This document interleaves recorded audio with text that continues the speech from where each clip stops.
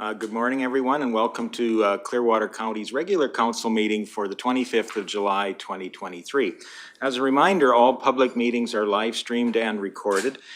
Any verbal or written information provided may be included in public documents as per the Freedom of Information and Protection of Privacy Act 40-1. With that, there has been an agenda circulated. Would there be any additions or deletions to the agenda? Seeing none, I look for a motion to adopt the agenda as circulated. Councillor Ratcliffe, thank you very much.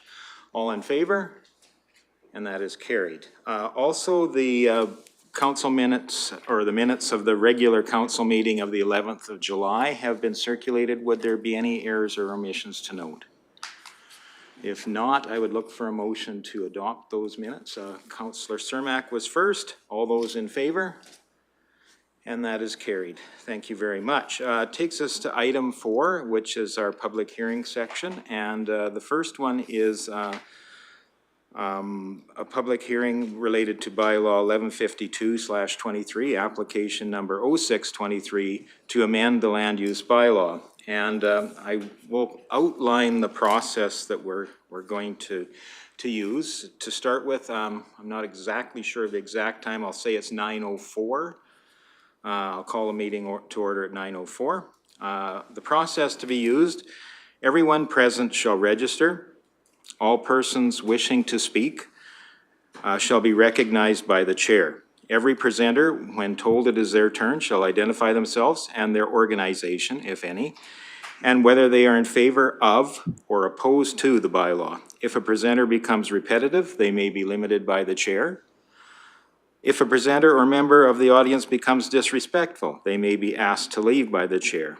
No outside recording devices will be permitted. We ask that cell phones be turned off or put on silent mode, and breaks within the hearing will be called at the chairman's discretion. Firstly, the development officer will explain the background of the application. Then, the applicant will be invited to outline the reasons for the application. At any time, council members will have the opportunity to ask questions.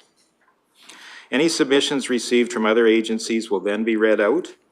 Then anyone who is present and whom is in favor of the application will be asked to submit his or her presentation. Following this, comments will be requested from anyone who is opposed to the application. The applicant will have the last word and thus respond to any issues raised previously. Before I turn over staff for the background report, we'll take a moment to do introductions. So I'll start with Councillor Graham, please. Good morning. I'm Sydney Graham, Councillor for Division 2. Good morning. Jordan Northcott, Division 4 Councillor. Welcome. Good to see you again. Jenny Melhoff, Division 1 and Deputy Reeve. Good morning. Reeve Lougheed, Councillor for Division 3 and Reeve. Good morning, Ray. Neil Ratcliffe, Councillor for Division 5. Good morning. Brian Cermak, Councillor for Division 6. Good morning, Ray. Michelle Swanson, Division 7. Good morning. Murray Hagan, Director of Corporate Services. Good morning. I'm Christine Higgert. I am the Director of Planning and Emergency Services and acting CAO today. Good morning, Ray. Dustin Bisson, Senior Planner. And good morning, Ray Roberts. Everybody knows my name, I guess, already, so anyway. Well, good morning and welcome, everyone. To start off, our planner, Dustin Bisson, will outline the background to the application, please. Thank you, Reeve Lougheed, and good morning, Council. Ray and Bev Roberts currently hold title to the Southeast 641-5, containing 154.89 acres. The subject land is in the Agriculture District and is located approximately 8 miles northwest of the hamlet of Leslieville. The landowners have made application to redesignate approximately 20 acres located in the southwest portion of the quarter section from Agriculture District to Country Residence Agriculture District. The remaining 134.89 acres of the quarter would remain under the Agriculture District. Pending the outcome of the land use amendment, the applicants will then proceed with a subdivision application process to create separate title to the 20-acre CRA parcel. The proposed developed 20-acre CRA parcel contains a residence, 3 shops, 2 cattle shelters, and two small animal shelters, as well as a pump house. Access to the proposed parcel can be obtained from an existing access off of Township Road 41-0 adjacent to the south property boundary. Access to the remainder of the quarter can be obtained from an existing access off of Range Road 5-1 adjacent to the east property boundary. The landowners have made application to amend the land use bylaw to be able to subdivide off the existing developed yard site. The reason the landowners have applied to redesignate more than the maximum acceptable lot size is to accommodate the existing buildings, services, and shelter belt. The farmable field area to the west of the developed yard site is as conducive or more conducive to the developed yard site than it is to the remainder of the quarter section. The landowner intends to keep the existing first residential undeveloped parcel in the west central portion to be able to pass down an original portion of the family's quarter section to family members. Surrounding land uses in the area are mainly agricultural, with a few residential parcels surrounding the property. The attached package provides more detail on the proposed development, and the applicant is present to speak to the proposal. So as we go into planning direction, we look at the county's municipal development plan from 2023. Section 4 of the MDP just deals with the protection of the environment and gives us some ways on how we can do that with environmental reserves and environmental reserve easements. Section 5 are some things that council needs to consider. Council needs to consider the impact that the parcel will have on adjacent lands as well as agricultural lands in the area. Section 6 of the MDP gives us some things to consider with when it comes to residential subdivision. As we get into Section 10, Section 10 just simply outlines the rules around subdividing land in Clearwater County.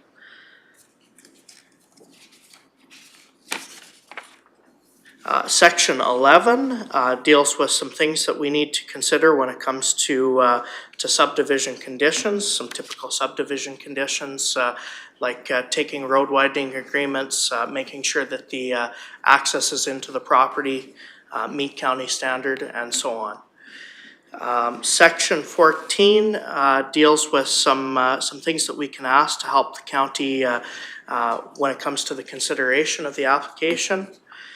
14.2.10 and 14 through to 14.2.16 is just deals with municipal reserves, and basically it explains how we take municipal reserves and when we take municipal reserves. Finally, the municipal I've included some sections from the land use bylaw there, the general purpose of the CRA district, and the acceptable lot sizes there. And as you can see, the lot sizes for a CRA parcel can be can be up to 7 acres in size, unless a larger parcel is deemed necessary to encompass existing services and shelter belts. Finally, the Municipal Government Act, I've listed a section there. Matters related to subdivision and development regulation. Section 9 just gives us a list of provincial considerations that we must consider prior to creating a new parcel of land. Policy considerations: the redesignation of the proposed land is to allow for the subdivision of an existing yard site, so the landowners can sell the acreage and the remainder of the property separately. The reason the landowners have applied to redesignate more than the maximum acceptable lot size is to accommodate existing buildings, services, and shelter belts. The farmable field area to the west of the developed yard site is as conducive or more conducive to the developed yard site than it is to the remainder of the quarter.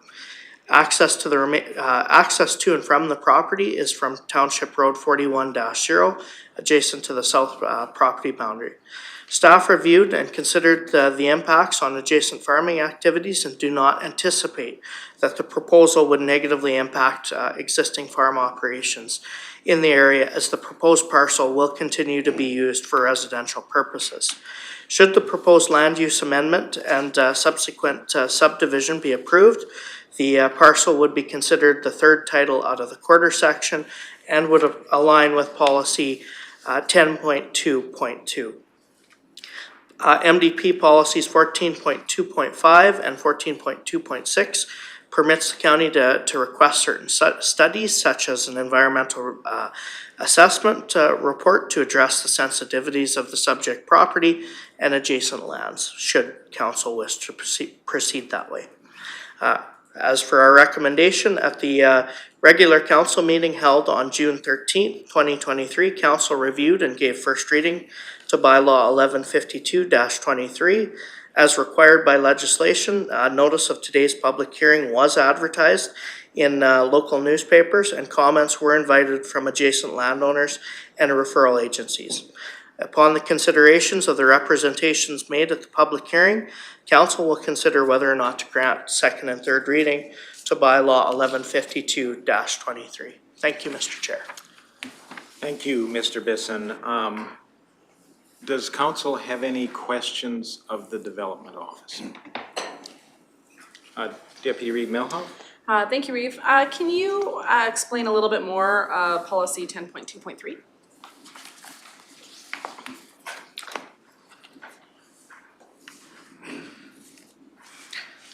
So 10.2.3 just deals with the number of parcels, basically when it comes to evaluating a proposal for redesignation, the Clearwater County shall take into consideration the impacts on roadways, potential impacts on adjacent lands. So if council feels that there are any negative impacts that that the proposed parcel may cause for adjacent landowners, that's something that you could, I guess, look at as a negative for creating this parcel, if you will.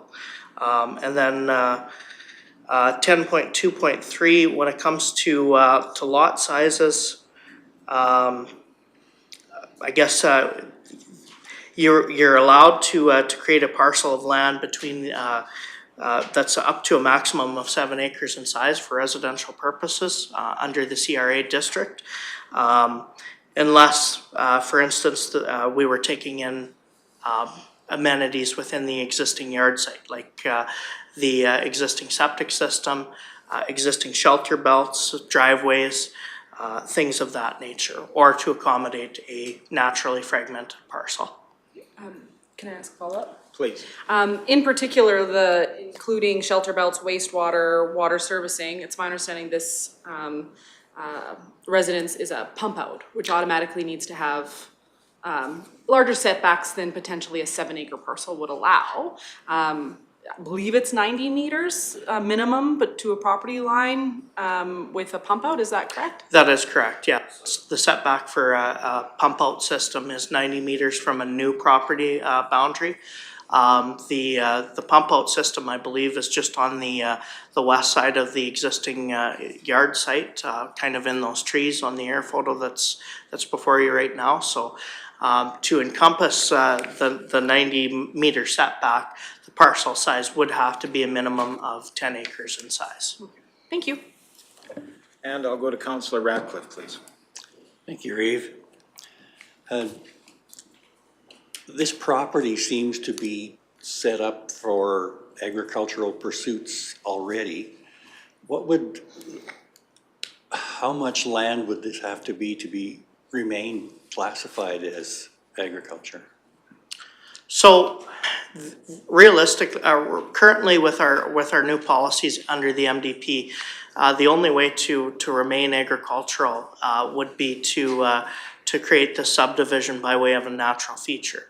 So if there was a severance. Otherwise, because this is really the third title that we're trying to create, we do have to go through a redesignation process to create that parcel.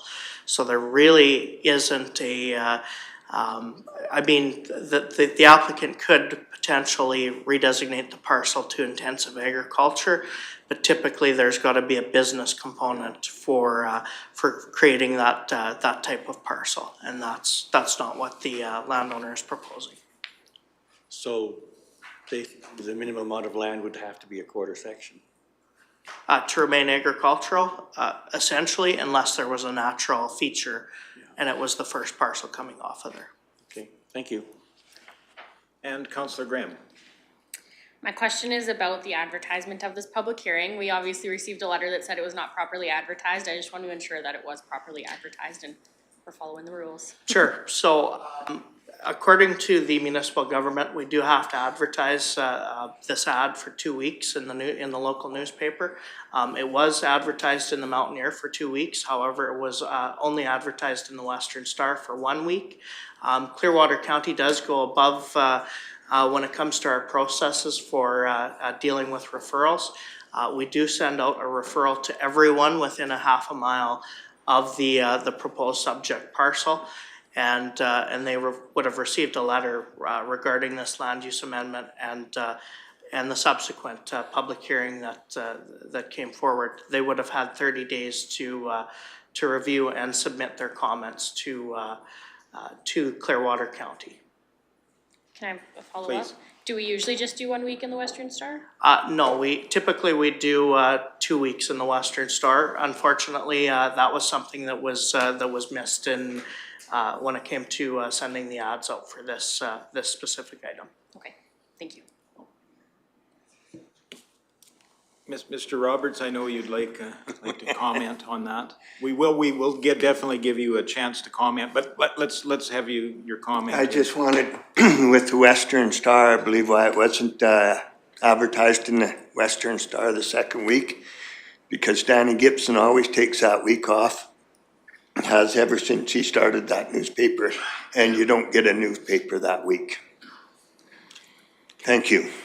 Thank you for that clarification as well. Just one clarification that I would ask for. I think you described this as considered the third title out of the quarter section. This would be the second parcel out. It would create the third title on the entire quarter That is section. correct, yes. Okay. So it's the second parcel out of the quarter, okay. Third title within the quarter Sure. section. Okay, thank you very much. Any additional questions of the development officer? I would ask if there were any comments received from referral agencies. Give me 1 second here. Yes, there was. TELUS Communications had no objection. Blue Mountain Power Co-op had no objection, and they indicated that they're the member-owned nonprofit distribution wire service provider in the area. Public Works Infrastructure and Operations had no comments or concerns with the application. Clearwater County Ag Services had no objection or requirements. And the Municipal Planning Commission reviewed the application at their meeting on July 19th. MPC recommends that Council favorably consider granting second and third reading to the Land Use Amendment Application 06-23 to amend the Land Use Bylaw with a reduction in the overall size of the area being redesignated CRA to a maximum, to encompass a maximum of 10 acres. Okay. Thank you. Thank you. At this time, I would ask Mr. Roberts if he would like to speak to the proposal or add any comments in support of his request, or to respond to any of the comments so far. No, I believe that Dustin pretty much covered it all. Yeah, that's a pump out septic system and stuff, and I did have Bob with High Country Surveyors. That's when he kind of proposed, or the 10 acres or whatever, the pump out is legal from all borders and everything for that. So I just thought that the 20-acre package would be nice for that little bit of extra field on the west end, just so that we can leave them remaining trees on the north side all standing. If we do go with the 10 acres, we need to open up some of that shelter belt kind of in the middle so that that leftover little field can be accessed by the rest of the quarter. All right, thank you. At this time, I would invite comments from any member of the public wishing to speak in favor of the application. Again, any member of the public wishing to speak in favor of the application. I just come, If you'd like to come forward and just address with the microphone there, it helps us, helps the people at home. And I just come to say that I was in support Ray on his I don't know, whatever. You guys know what I'm here for support. Okay, thank you. Again, another opportunity for any member of the public wishing to speak in favor of the application. Morning, Council. Thank you, everybody, for allowing me to express my opinion. I wish to speak in favor of the Roberts application. The proposed redistrict from ag to CRA to me is a logical design and size, especially considering that existing tree line that's there. Trees take a long time to grow. I believe that 20-acre CRA would be sustainable with a base adequate enough to support many different value-added agriculture uses, which is greatly needed in this community. It would be also affordable entry level for farmers. Well, the continued rise of inflation and food prices, subsistence farming is critical for our local food security. This application affords the new residents to live comfortably by raising animals and growing garden produce if they so choose.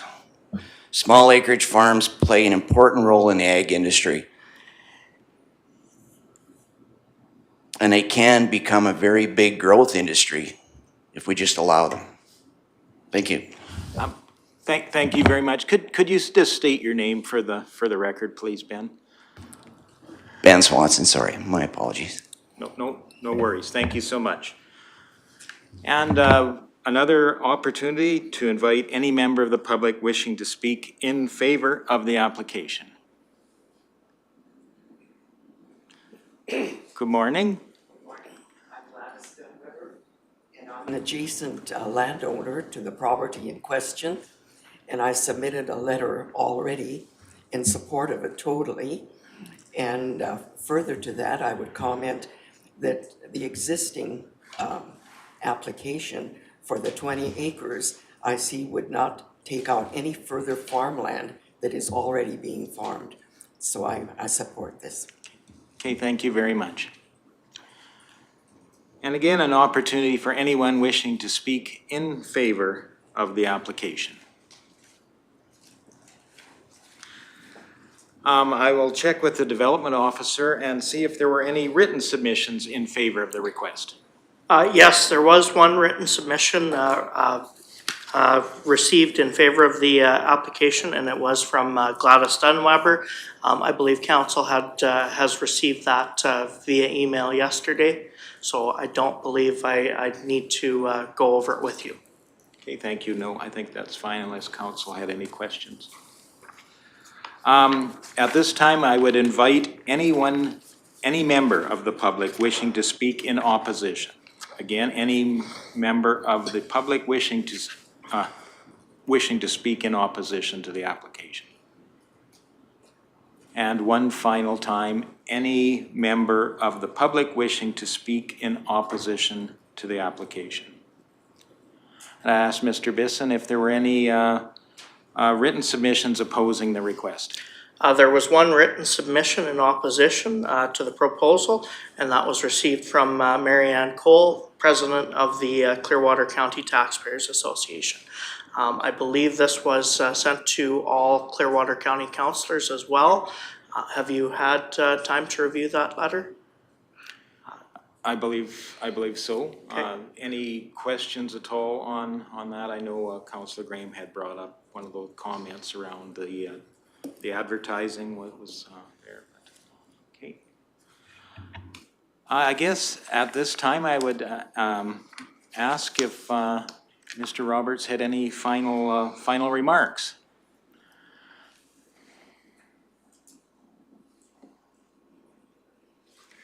No, I don't believe I do. Well, thank you very much. I shall close the hearing at this time. No motions will be entertained at this time as well. Having said that, we move, I think we'll skip ahead to item 5.1, which is consideration of second and third readings of bylaw 1152/23, application number 0623 to amend the land use bylaw. And I'll again turn the floor across to Mr. Bisson to introduce this item. All right, thank you, Reeve Lougheed. So the purpose of bylaw 1152-23 is to amend Clearwater County's land use bylaw to redesignate 20 acres of the Southeast 641-5 from Agriculture District A to Country Residence Agriculture District CRA. Pending the outcome of the land use amendment, the landowner will proceed with an application to subdivide the redesignated lands from the remainder of the quarter section to create a developed 20-acre CRA parcel. Please refer to the documents attached as under agenda item 4.1 for further details on the application. At the regular council meeting held on June 13th, 2023, council reviewed and gave first reading to bylaw 1152-23. As required by legislation, notice of today's public hearing was advertised in local newspapers, and comments were invited from adjacent landowners and referral agencies. Upon the considerations of the representations made at the public hearing, council will consider whether or not to grant second and third reading to bylaw 1152-23. Thank you. Thank you, Mr. Bisson. Questions, comments from council? Councillor Swanson, please. Yeah, and looking at the drawing of the 20 acres and how it nicely fits into the corner, because we have been told that when it comes to land use planning, having these little cutouts here and there is not conducive to farm machinery. I think this is a great way to utilize the land that's there. So I'm in support of how this has been laid out, and I will be in favor of the second reading. Okay, thank you. Any additional comments or perhaps a motion? Councillor Graham? I guess for me, I definitely contemplated the letter that we received from the CCTA, some of the things that they brought up. Knowing that the newspaper didn't actually come out that week kind of changes my perspective on not having it advertised in there when it was advertised per the MGA. We can't really help if the newspaper didn't come out. For me, I think that we should do things that make sense. And as Councillor Swanson just said, I mean, it wouldn't make sense to take the buildings out of there and have no land. And it wouldn't make sense to take the corner out of there and have this random Mod Podge of a field there. And if the trees weren't there, it might be a different story if the shelter belt wasn't there for me. But this just makes sense to do this. I understand it's a lot larger than is supposed to be allowed, but it does fit into our MDP because of the shelter belt and the services and everything. So I will be supporting this for those reasons. I think it also protects ag land personally, keeping that parcel together, which we know is extremely important to the community and I think is important to all of us as well. So those are a few reasons why I will be supporting second reading. Councillor Ratcliffe? Thank you, Reeve.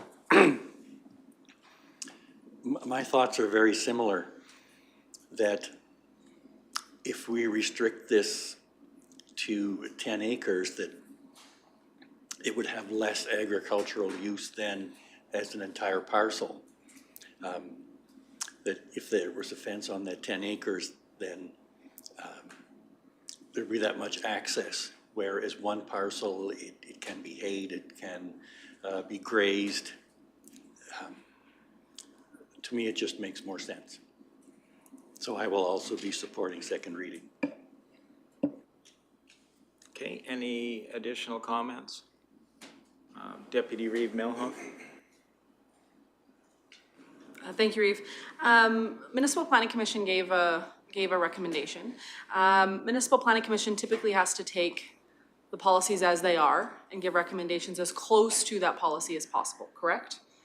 The council gives them their authority to do that, but they don't have the same authority as, the council can step out of our policies a little bit more than Municipal Planning Commission, yes? That's correct. Okay, thank you.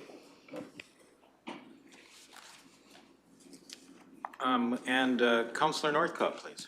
All right, just going to look back through all the engagement sessions that were happened for the MDP, for the draft 2023 MDP. Rural subdivisions, through all the engagement with the public, was not favored to have more rural subdivisions, and wasn't supported by the large majority of the public and residents. This practice of rural subdivisions does continue to erode a distinct rural landscape, and I really strongly don't believe that that subdivisions support agriculture.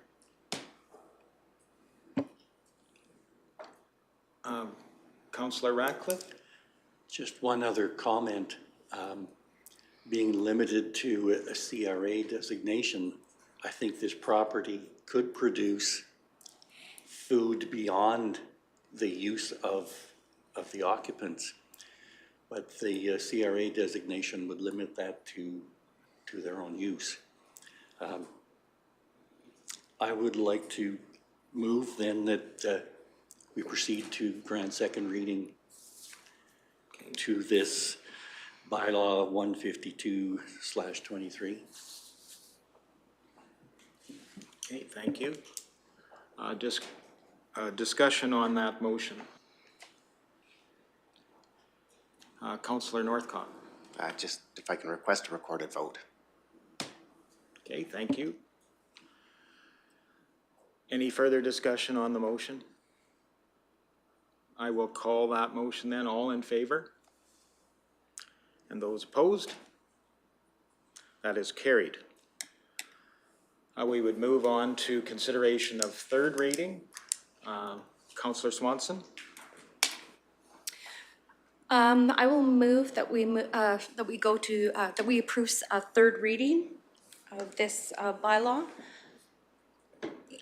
And I would also like to make a comment that in response to Councillor Northcott, yes, there was a loud voice that were at our MDP public hearings that were against subdivisions. This is not a creation of a new resident. This is an existing homestead. So this is where a family can move in, which already existed before. So to me, this is just giving an opportunity to create a rural lifestyle that egg-based, and looking at the lines that are on the photo that we've gotten, it seems to be, hay property. So I think it falls right into our egg production definition. Okay, thank you. There is a motion then of third reading before us. Any additional comments or questions on that? Councillor Northcott? Just requesting a recorded vote again. Okay. And Councillor Cermak, please. I would like to make a little comment that also in the MDP, it says that these acreages should be kept to the minimum amount that it can be. And 10 acres would take in all of the services and the majority of the shelter belt. So I will not be voting in favor of third reading. I guess I'll just comment that to me, this parcel makes sense for the way the land is used and how it can be used. It just seems to make sense rather than dividing it out into a smaller 10-acre parcel, say, and then creating kind of an orphan piece. That doesn't seem to make sense to me. And obviously, if this was defined by a fragmenting feature, we wouldn't even be here deciding this. So in this case, I don't see it changing the appearance of the neighborhood, the use of the neighborhood. I think it's conducive to what's being proposed. So I will be supporting third reading as well. Councillor Graham? I just wanted to add on, you mentioned the neighborhood and an adjacent neighbor is here supporting it, so that speaks loudly to me as well. That is all. Absolutely. All right, any further, Deputy Reeve Lougheed, please. Thank you, Reeve. Homesteading is becoming more and more of a common practice. Particularly my generation, they don't necessarily want a massive farm, but they want the ability to produce enough food for their own family. And this would allow a family to start that very process. When you look at doing the 10 acres of where that pump out is, it absolutely makes a little orphan piece because of that 5-acre parcel above it. And in land use planning, I do think this makes sense. I also agree with the Municipal Planning Commission's position that they had sent us, and they need to follow these policies as close to the T as possible, whereas council has a little bit more latitude to look beyond them and look into the future of our communities.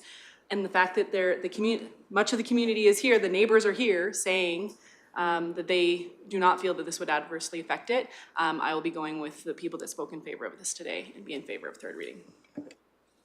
Okay. Any additional comments before I call the motion before us? All right, all those in favor then? And those opposed? That is carried. Thank you very much for joining us today. And we shall, I think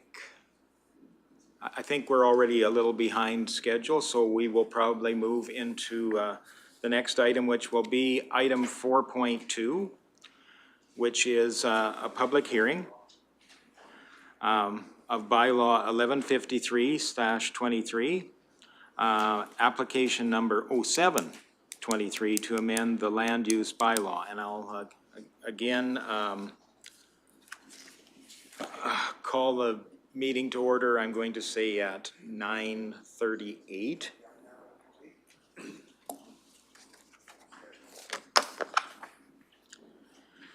And I'll outline the process to be used today. So everyone present shall register. All persons wishing to speak shall be recognized by the chair. Every presenter, when it is told it is their turn, shall identify themselves, their organization, if any, and whether they are in favor of or opposed to the bylaw. If a presenter becomes repetitive, they may be limited by the chair. If a presenter or member of the audience becomes disrespectful, they may be asked to leave by the chair. No outside recording devices will be permitted. We ask that cell phones be turned off or placed on silent, and breaks within the hearing will be called at the chairman's discretion. Firstly, the development officer will explain the background of the application. Then the applicant will be invited to outline the reasons for the application. At any time, council members have the opportunity to ask questions. Any submissions received from other agencies will then be read out. Then anyone who is present and whom is in favor of the application will be asked to submit his or her presentation. Following this, comments will be requested from anyone who is opposed to the application. The applicant will have the last word and thus respond to any issues raised previously. Before I turn it over to staff for the background report, we'll take a few moments to do a round of introductions, and I'll start with Councillor Graham. Good morning, Sydney Graham, Councillor for Division 2. Good morning, Jordan Northcott, Division 4 Councillor. Welcome, Jenny Melhoff, Division 1 Councillor and Deputy Reeve. Good morning, Reeve Lougheed representing Division 3 and Reeve. Welcome, Dale Radcliffe, Division 5. Good morning, Brian Cermak, Councillor for Division 6. Good morning, Division 7 Councillor Michelle Swanson. Good morning, Murray Hagan, Director of Corporate Services. Good morning, I'm Christine Haggard. I'm Director of Planning and Emergency Services and acting CAO today. Dustin Bisson, Senior Planner. And then you press this. Okay. Donnie McKee with Accelerated Surveys representing Tima Resort. Well, great. Good morning and welcome. I'll start by asking Mr. Bisson to outline the background for this application. Thank you, Reeve Lougheed. Tima Resort Limited currently holds title to Plan 212-0254, Block 1, Lot 6, which is part of the Northeast 2437-8 west of the 5th, containing 153.21 acres of land. The subject land is mainly designated Agriculture District A, with the southern portion of the quarter section designated Recreational Facility District RF. The subject property is located approximately 11 miles southwest of the town of Rocky Mountain House. Accelerated surveys on behalf of the landowners have made application to redesignate 5 acres located in the east central portion of the quarter from Agriculture District to Country Residence Agriculture District. The remaining 148.22 acres of the quarter would remain a combined agriculture and recreational facility district. Pending the outcome of the land use amendment, the applicants will then proceed with the subdivision application process to create separate title to 5 acres to the 5 acre CRA parcel. The proposed developed 5 acre CRA parcel contains a residence, barn, and a few ancillary buildings. Access to the proposed parcel can be obtained by an existing approach off of Range Road 8-0 adjacent to the east property boundary. Access to the remainder of the quarter can also be obtained from Range Road 8-0 as well as Township Road 37-4 adjacent to the north property boundary. The applicant is proposing to amend the land use bylaw to allow the landowners to subdivide the existing developed yard site. This will allow the landowners to sell the remainder of the quarter section containing Terratima Resort Limited separately from the existing residential yard site. The landowners anticipate the resort property will be more appealing to potential purchasers without a residential yard site. The proposed acreage is currently it's on its own separate title. However, approval was recently issued to consolidate that parcel back into the quarter so that the first residential parcel could be taken out of the northeast corner of the quarter section.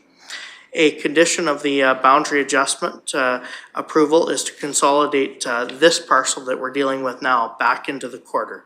Therefore, this application is for the creation of the third title out of the quarter section. Surrounding land uses in the area are mainly agricultural with a few residential and recreational parcels surrounding the property. The attached package provides more detail on the proposed development, and the applicant is present and is able to speak to the proposal. As we get into MDP policy from the MDP 2023, Section 4 deals with protecting the environment and water resources. Section 5 are some things we need to consider, such as the impacts on adjacent lands and agricultural lands surrounding this parcel. Section 6 gives us the criteria to consider when it comes to considering residential development. Section 10 deals with the rules around subdivision of land. 10.2.2, the third title within a quarter section needs approval from County Council through a land use amendment. Section 10.2.3 deals with parcel sizes, which basically states that unless otherwise deemed necessary, 7 acres is the maximum allowable for the creation of a CRA parcel, especially if it's a developed CRA parcel. Section 11 deals with the possible conditions around a subdivision approval. Section 14 are some things that we can ask for to help us consider a subdivision application. Section 14.210 and through Section 14.216 is how to deal with municipal reserve and when to take it. And then the municipal, I've also included some sections out of the land use bylaw pertaining to the CRA district as well as the acceptable lot sizes. And finally, from the Municipal Government Act, matters related to subdivision and development regulations, Section 9, just deals with some things that we need to consider when it comes to creating separate title to a new parcel. And those are matters right from the provincial government. Policy considerations, the redesignation of the proposed land is to allow for the subdivision of an existing yard site so that the landowners could sell the acreage and the remainder of the property separately. Access to the property is via Range Road 8-0 adjacent to the east property boundary. Staff reviewed and considered the impacts on adjacent farming activities and do not anticipate that the proposal would negatively impact existing farm operations in the area. And the proposed parcel will continue to be used for residential purposes. Should the proposed land use amendment and subsequent subdivision be approved, the parcel would be considered the third title within the quarter section and would align with policy 10.2.2 of the MDP. MDP policies 14.2.5 and 14.2.6 permit the county to request certain studies such as environmental assessments to address the sensitivities of the subject property and adjacent lands. At the regular council meeting held on June 13th, 2023, council reviewed and gave first reading to bylaw 1153-23. As required by legislation, a notice of today's public hearing was advertised in the local newspapers, and comments were invited from adjacent landowners and referral agencies.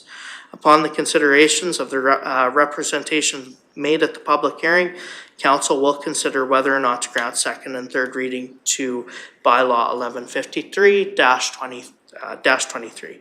Thank you.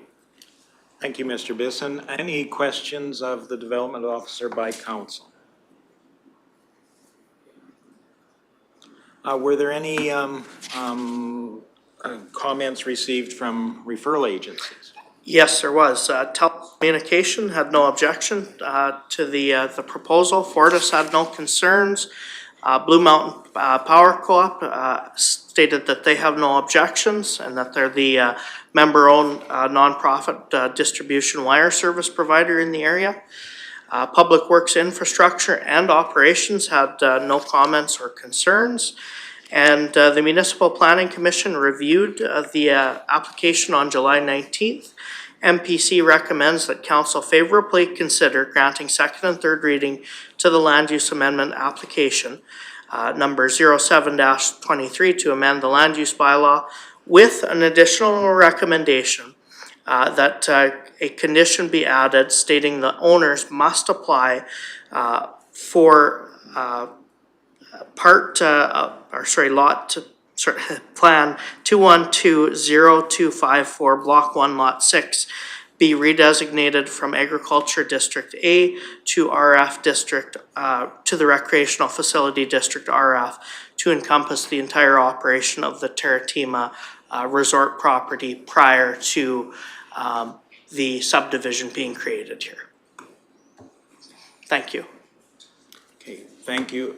I would have a question around that. Is that defined somewhere within the background information of what that Plan 2120254, just for clarity? Yes, it is. If you look at page 44 and 45 of your package, that includes the recreational facility district as it was completed way back in. It was in the early 1980s. Okay. 44, 45. There you go. So that's the Schedule A that was included with the bylaw when the area was redesignated. The map directly in front of that is, okay, directly behind that, sorry. Includes, is kind of a better concept of what's redesignated RF on this property. It's a little clearer.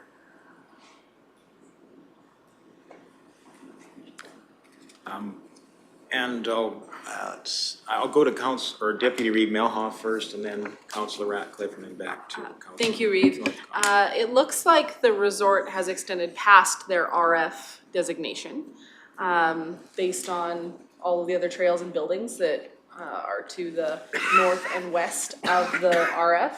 About how many more acres, give or take, would be required in order and be designated RF in order to fulfill that? You'd be probably looking at about 140 140, Oh, the entire- 148? The Yeah. entirety of the Pretty much, parcel? you could look at, if you're wanting to encompass all the existing buildings simply into the RF district that are incorporated with Terratima, you'd be looking at about 5 to 10 acres. However, the remainder of the quarter section, there are trails that are used in conjunction with the resort. My argument would be to redesignate the entire quarter section, but. Thank you.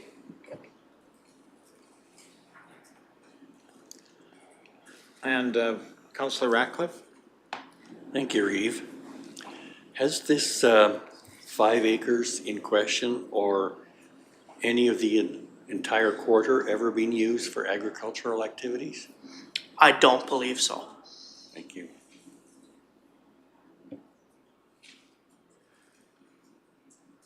And I'm looking at this map with the actual quarter section line. This recreational designation, did that extend into the quarter to the south, I believe it is there? Yes. As well. Yes, it did. So everything on the north side of the Prairie Creek, which is just to the south there, was redesignated back in the 80s to recreational facility district. But that is held under a different That is title? correct. It is held. So it's all one recreational facility district, but several different titles? That's correct. Yeah. So the owner of Terratima Resort held title to the properties to the south there at one time or another as well. Those have since been separated off from the quarter to the south. I see. It helps make sense of the older document with the current use. Any questions by council? I guess at this time I would ask if the applicant would like to speak to their proposal. Yes, Donnie McKee, Accelerated Surveys. Yeah, I don't have much to add for the, I guess, going forward with the CRA. I guess I have more of a comment about the second requirement about trying to make the whole big parcel the resident or the resort, the recreational zoning. I think that's going to be a fair roadblock to getting this done, based on what I've understood from past behavior around the neighborhood, being very much against trying to make more and more recreational added to this area. I've heard that they've had appeals in the past in this area, not necessarily on this parcel, but nearby, on very much going against the recreational expansion of it. So I think that would be a very big roadblock to getting this done. I do know that Terratima would be more than willing to apply to have this done, but to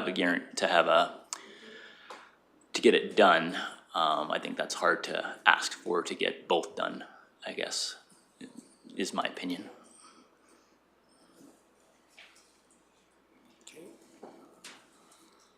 Deputy Reeve Lougheed. Thank you, Reeve. Is Terratima Resorts not operating outside of that RF district already? That I'm not completely sure of.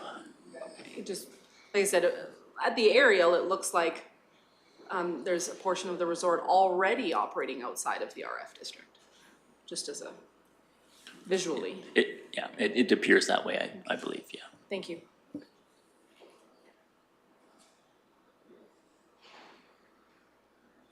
Any additional questions?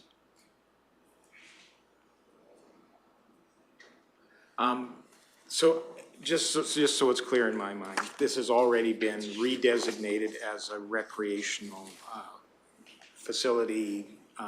It's already been redesignated. It just hasn't been a subdivision created? So a portion of that quarter section has been redesignated, and yes, you're correct. There is no subdivision for the recreational facility portion. I guess if there's no further questions from council, I would ask any member of the public wishing to speak in favor of the application can come, Councillor Northcott, go ahead, please. Thank you. No, I just had one comment on Councillor Ratcliffe's comment. If this quarter has ever had any agricultural use. I was just curious, is there a fence around this quarter by chance?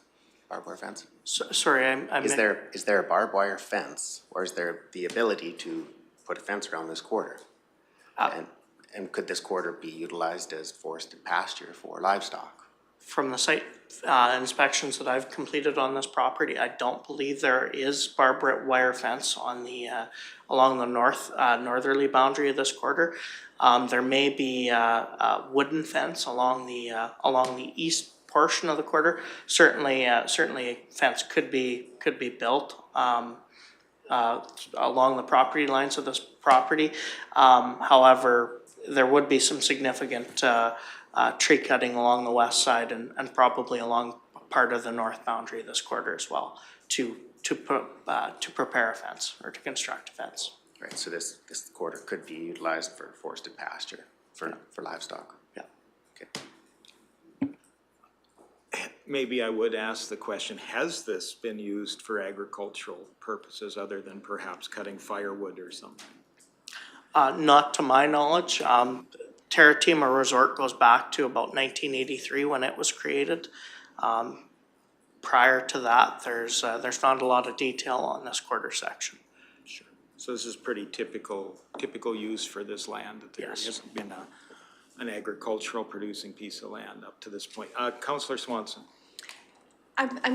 Is there, because of the creek, and I see that big wetland at the top in the west portion, is there any environmental reserves that have been taken in the past?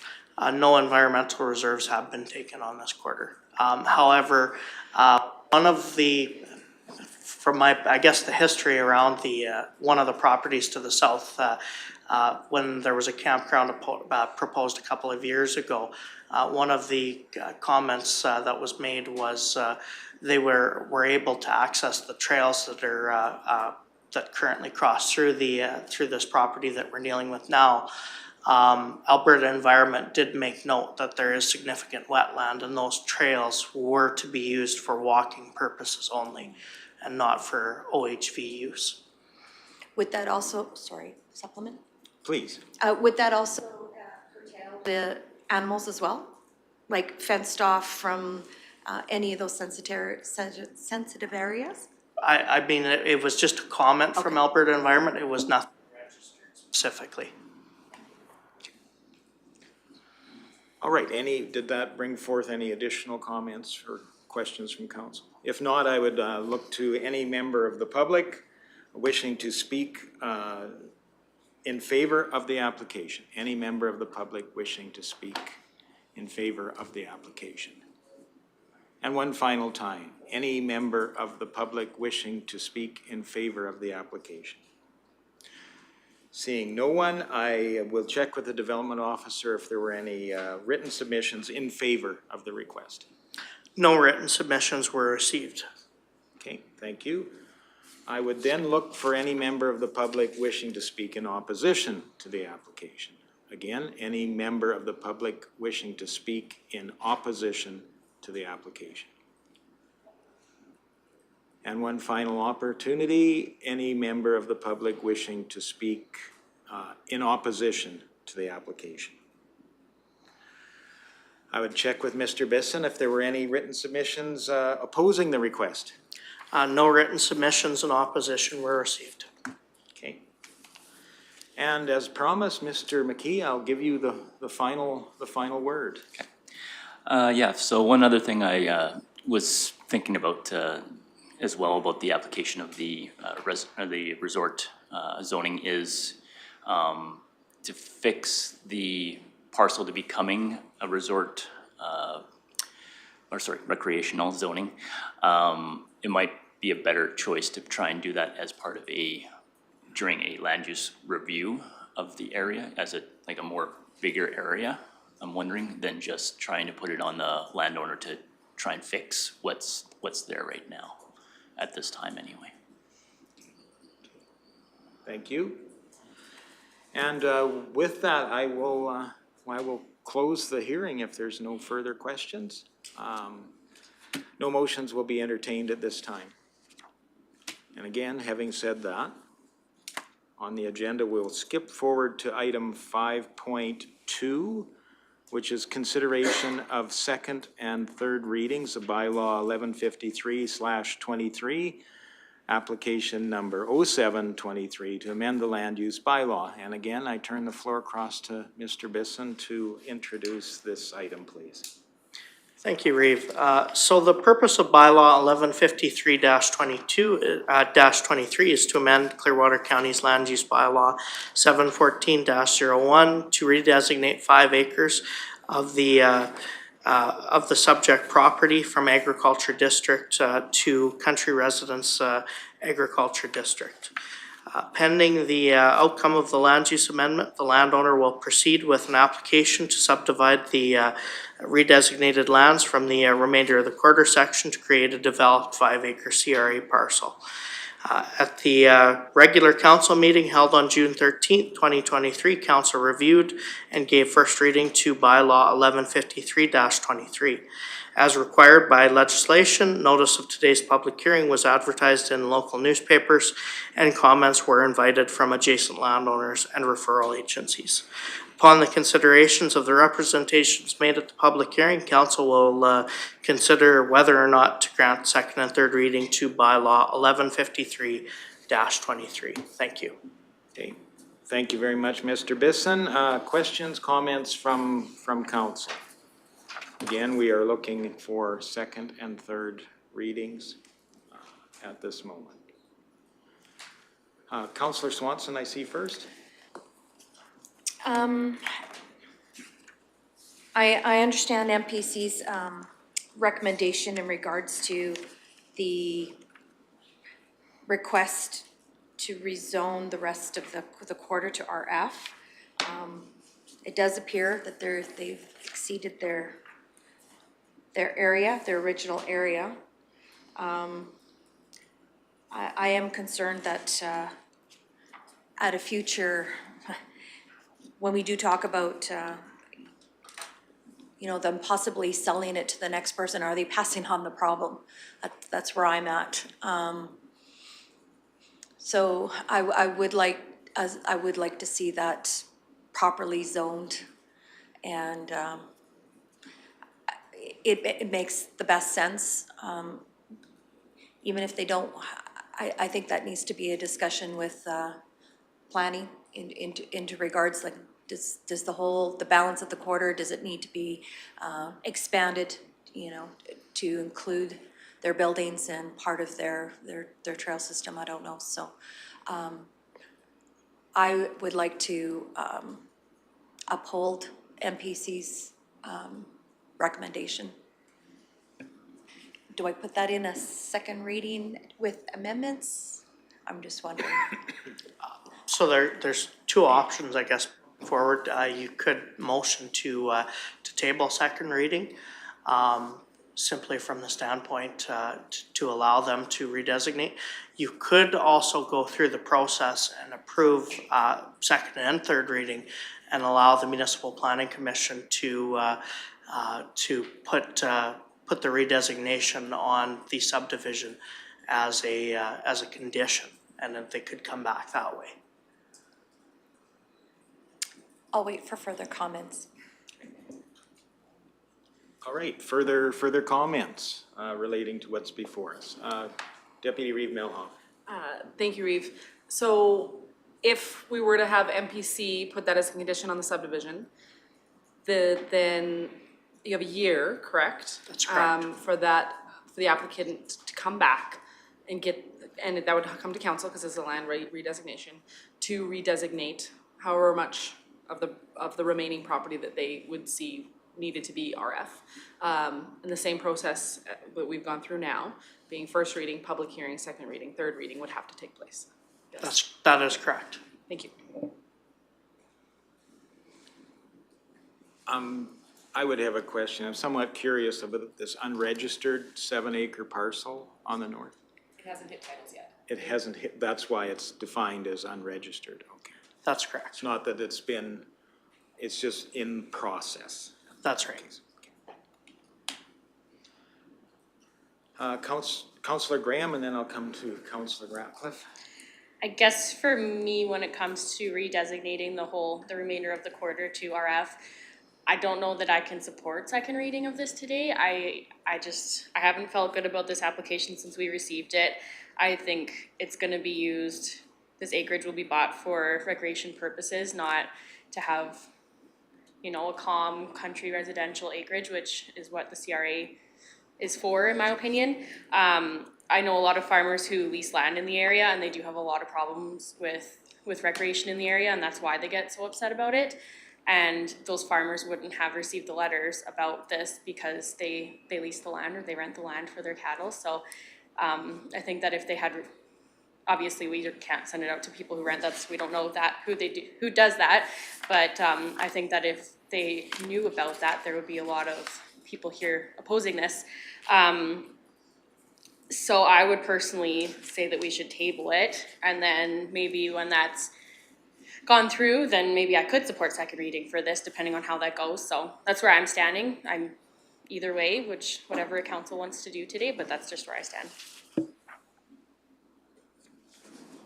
Okay, and Councillor Ratcliffe? Just a follow-on question. If we went through the process of requiring the rest of the land to be redesignated or designated properly, could that still be passed on to a buyer without their knowledge? I'm not sure if I followed the question, Councillor Ratcliffe. Let me try again then. Okay. Okay, supposing we start a process to require the rest of the land to be properly designated, RF, which is its current real use. Sure. Could that land be sold to a buyer without their knowledge of that requirement? Like that process wouldn't be registered on title or anything, would it? No, it wouldn't be registered on title. I think I understand where you're going with this. Are you concerned that the CRA parcel could be sold to a buyer, or the rest of the That quarter? the resort could be sold? It certainly could be, but if the process has been started for the redesignation, our process usually takes 2 to 3 months to go through. Okay. I think the landowners, I think would certainly notify them that the process is being, that the property is being legalized, if you will. Okay, I guess I'm a little on the fence about tabling this as well. Thank you, though. A question I would have, and it's more on the intent of the MPC's recommendation. I've heard it interpreted here that the recreational facility would expand it to the entire quarter. I believe what the MPC is asking for is it to encompass kind of the areas that the resort is using, not necessarily the entire quarter section. It looks as though from the aerial view and the overlay with the boundary of that recreational facility area, the operations have just crept somewhat outside of that. Can this be handled with a boundary adjustment, or does this require a full redesignation? That's the question I have. So because there is not a separate title to the area where Terratima is operating, this would actually, it's really just the area in which it's operating is currently designated agriculture. So to correct this from MPC's perspective, it would simply require a redesignation. Unless the landowners were proposing to subdivide off that existing recreational area, there wouldn't be a boundary adjustment required as part of that. Okay. And to your first question, it was my understanding to incorporate the existing operation of Terratima. I was under the impression it was the full operation of the business, which includes all those trails, but perhaps I'm mistaken on that. Maybe if somebody that sits on that, Deputy Reeve Lougheed. Thank you, Reeve. You're not mistaken. Also the landowner wasn't there to explain how much of the property he's using for the business. The individual is not using it for ag at all. So then it would go to question the entire quarter at that point, because it's not being used for ag pursuits.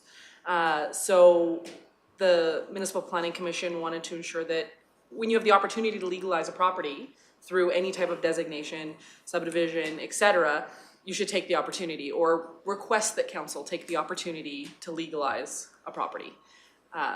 Does that explain our thought process that day? So in that case, the path forward would be come back with an application to redesignate the balance of this property in a recreational facility district, and that goes out for referral comments as well as a public hearing where the public would have an opportunity to comment back on that entire quarter being designated as a RF district. That's certainly one of the options moving forward. Okay. Do we have clarity of what the options are before us? And then I'll go to Councillor Swanson. Thank you for the follow-up comments. I think in my decision, I have no problems with the CRA parcel that is the application that is being applied for. But I worry that, like I said before, that we're passing along a problem to a future owner. So I would move to table second reading upon the reuse of the balance of the quarter being redesignated, or the applicants would to their discretion, I guess. We don't know if they want to do the whole quarter or they want to do part or whatever. But. So I move to table second reading. Okay. Thank you. Questions around the motion before us? Deputy Reeve Lougheed. Thank you, Reeve. I agree. I'll be supporting to shelf or postpone this application until the applicant can determine how much more needs to be redesignated. For me, this goes to speak with what I've been saying for months or since we started, that we have a lot of properties that are designated agriculture that are not being used for agricultural pursuits. And I understand that the assessment division looks at each property individually and doesn't look at the land use designation. They look at what the actual land use is. I completely understand that, but the community gets a false perspective of how much of our land is actually being used for agricultural pursuits, and it skews that. The community's like, oh, we're so much agriculture, We have a lot of properties like this that are designated ag that are actually not being utilized for agriculture. And I think that we need to use these types of opportunities to make sure the community can see that. So I will be supporting that motion today. Thank you. Additional comments? I would just say from my perspective, I certainly support the recommendations of the MPC, and I've viewed this and put the detail in that they put this recommendation forward that it be considered as a recreational facility districting. And I would be supportive of tabling it until such point of time that the applicant or owner is comfortable with the path forward with that recommendation as well. So, any further discussion on the motion before us, which is to table? All right, I'll call all in favor. And that is carried. Thank you very much. I know we have another delegation here, but let's take a 15-minute break and we'll be back at 10:30.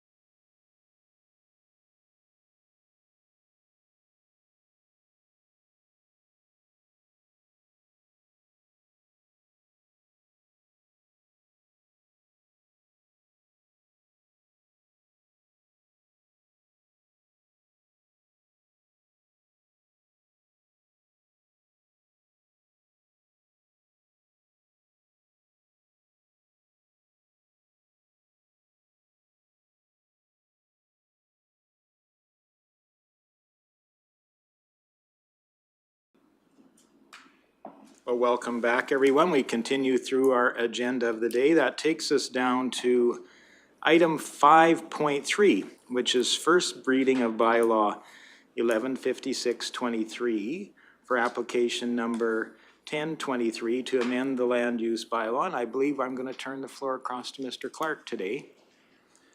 Good. Thank you, Reeve Lougheed. And Good morning, maybe Council. before I get going too far, maybe we'll just do a quick round of introductions, and I'll start again with Councillor Graham. It felt like we were missing something there. Well, I think so. We should. Good morning. I don't have a script, so what can I do? I'm just joking. Good morning. I'm Sydney Graham, Councillor for Division 2. Good morning, Jordan Northcott, Councillor for Division 4. Welcome, Jenny Melhoff, Councillor for Division 1 and Deputy Reeve. Good morning, Daryl Lougheed, representing Division 3 and Reeve. Good morning, Neil Ratcliffe, Division 5 Councillor. Welcome, Brian Cermak, Division 6 Councillor. Good morning, Division 7, Michelle Swanson. Good morning, Murray Hagan, Director of Corporate Services. Good morning, Dustin Bisson, Senior Planner. Good morning, I'm Christine Haggard. I'm the Director of Planning and Emergency Services and the Acting CAO today. Morning, Adrian Clark, Planner. And if you would. I'm Michelle Hepburn. Bill Hepburn. Pleased to meet everybody. Thanks for joining us this morning. And again, I'll turn the floor back to Mr. Clark to lead us through this item, please. Morning again. Thank you, Reeve Lougheed. Morning, Council. William and Michelle Hepburn currently holds title to Section Southeast 13416, west of the 5th, containing approximately 158.97 acres. The subject land is agricultural and is approximately 12 kilometers northeast of the town of Rocky Mountain House. The landowners have made an application to redesignate 26 acres located in the northeast portion of the quarter section from the agricultural district to the agriculture intensive district. The remaining 132.97 acres of the quarter section will remain agriculture. Pending the outcome of the land use amendment, the applicants will be proceeding with a subdivision application process to create a separate title for the 26 acres, for the 26 intensive agricultural parcel. The proposed 26 acre parcel is developed containing residence, garage, shop, barn, and other auxiliary buildings. The proposed parcel is serviced with power, water, and a septic system. Access to the proposed intensive agricultural parcel and the remainder of the quarter section will be obtained from existing accesses of Range Road 6-0, adjacent to the east property boundary. The applicants are proposing to amend the land use bylaw to allow the creation of Hepburn Ranch, livestock business, where goats will be raised for the sale within the Canadian meat market, as well as breeding of high-performance warm blood and quarter horses for the sale within the North American market. The applicants have indicated that the proposed parcel will be used for the occupancy of the goats and the horses, and the remainder of the quarter section will be utilized for the grazing of the horses as needs be. The proposed land use amendment will allow for the applicants to live in the existing residence on the proposed parcel and to utilize the existing buildings for their business operations, and the subdivision will provide a manageable parcel of agricultural land suitable for the intended business. The surrounding land uses in the area are mainly agricultural with a few residential parcels. The attached package provides more detail on the proposed development, and the applicants are present at the meeting to speak to the proposal. Going down to planning direction, Clearwater County's Municipal Development Plan, the 2023 Municipal Development Plan. Section 5 deals with encouraging the county to consider the types of agricultural productions and evaluate the things that would affect ag lands in subdivision. Also encourages the development of agricultural businesses within the county.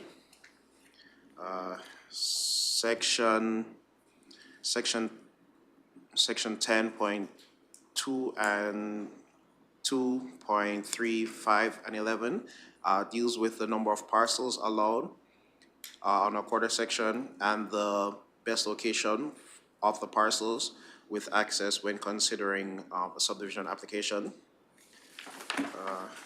Section 11.2.17 to 20 deals with water and wastewater services and the things that the county will require the applicant to meet for these services. Section 14.2.5 to 6 deals with the things the county can ask when it comes to the creation of a subdivision and also the additional things to consider when dealing with subdivision. Clearwater County's Land Use Bylaw, Section 13.4.2, deals with the purpose of the intensive ag district. I included a part at the bottom which actually should be, it's an error. The last 4 lines, that's an error in the in my report, so that part could be amended. Section 1.7 deals with the definition for the intensive agriculture. The Municipal Development Acts, matters related to subdivision and development regulation. Section 9 lists the things that must be considered when approving a subdivision application. Policy consideration, the redesignation of the proposed land to create an intensive agricultural parcel to operate an intensive livestock operation where the landowners will raise goats for meat sale and breeding and training of high-performance horses. The access to the property is via Range Road 6-0, also known as Beaver Flats Road, which is a county-maintained road. The proposed 26-acre parcel fits within the intensive agriculture district as this better sustain a small intensive agricultural operation on its own than a full quarter section. The proposed business operation on the parcel is better utilized if separated from the quarter section. The small agriculture operation will allow for more diverse agricultural opportunities and allow the landowners to make agriculture their livelihood. After reviewing the application and considering the impacts on the adjacent farming activities, staff feels that the proposal would not negatively impact the existing farming operations in the area, as the proposal is similar to the nature of operations found in agricultural district. Public Works, Regional Fire, along with other agencies, will receive an opportunity to comment on the proposal during the referral stage of this process. Recommendations, recommend that council consider granting first reading to bylaw 1156/23 and proceed to public hearing. Thank you. Okay. Any questions of the development officer? A question I would have, it looks as though it's an industry access road that kind of defines the south and west borders of this redesignation. Yes. Is that indeed an industry access road, or is that privately owned or part of this? Industry does share access with the landowners. Okay. But that, if you would, maybe? Yeah, our existing lease road was there, our existing road was there, and then they the oil company decided to do a well in there, so then we let them use our road. They built up our road, our existing road. It's the same as the one across the street from it. And then the county redone the road, fixed the road, raised it up. So then they had to rebuild the access again. And now they're in the process of doing that, raising another 3 meters, the road, to get that coulee out of there. So that access has always been there. And at the end of the day, I mean, if they reclaim that well on there, I mean, they'll leave the access and the cattle gate and everything there. So, and they're maintaining it. And I guess a further question would be, the road is going to fall outside of this redesignation? Yes. Yeah, Yes. it's just to the south, on the other side of the red line there. Yeah. Okay. Deputy Reeve Lougheed. Thank you, Reeve. Just in reading the letter from the owners, it discusses to the west future home to be placed. Is that within the 26 acres or going on the remainder? It's going on the remainder. So on the 103rd, sorry. No, which is? No. Residence? The Yeah, the last paragraph in your letter shows that you're looking at putting in a manufactured home. Is that on the remainder? possibly the putting in a manufactured home, but that would be should be going on the remainder of. The 100 and No. I can show it right here. There's an existing, right up in that corner there. Okay. There was my mother used to live there. There's a well, there's a sewer, everything's built in there. She had a mobile home on there. And there's a possibility that we would put a mobile home on there for our niece if she comes and lives with us. And that's all that was. Okay. It would just be mobile. It's very tentative. Okay. Follow up. Please. Do we allow for secondary residence on intensive agricultural parcels?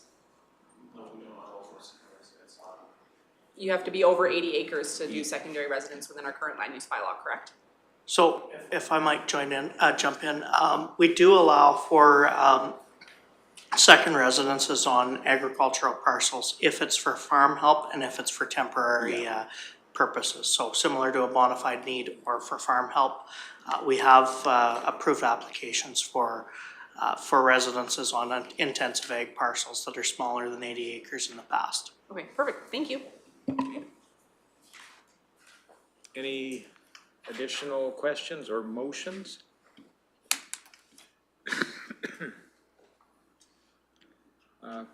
Councillor Ratcliffe? First, I have a question. I'm wondering how many animals you could support on that parcel, the proposed parcel.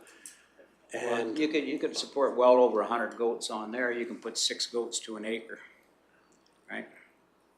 okay, But it's what it is I'd like to. I've been overseas for many, many years, and I'd like to retire, and that's what I'd like to do is raise goats when we do retire.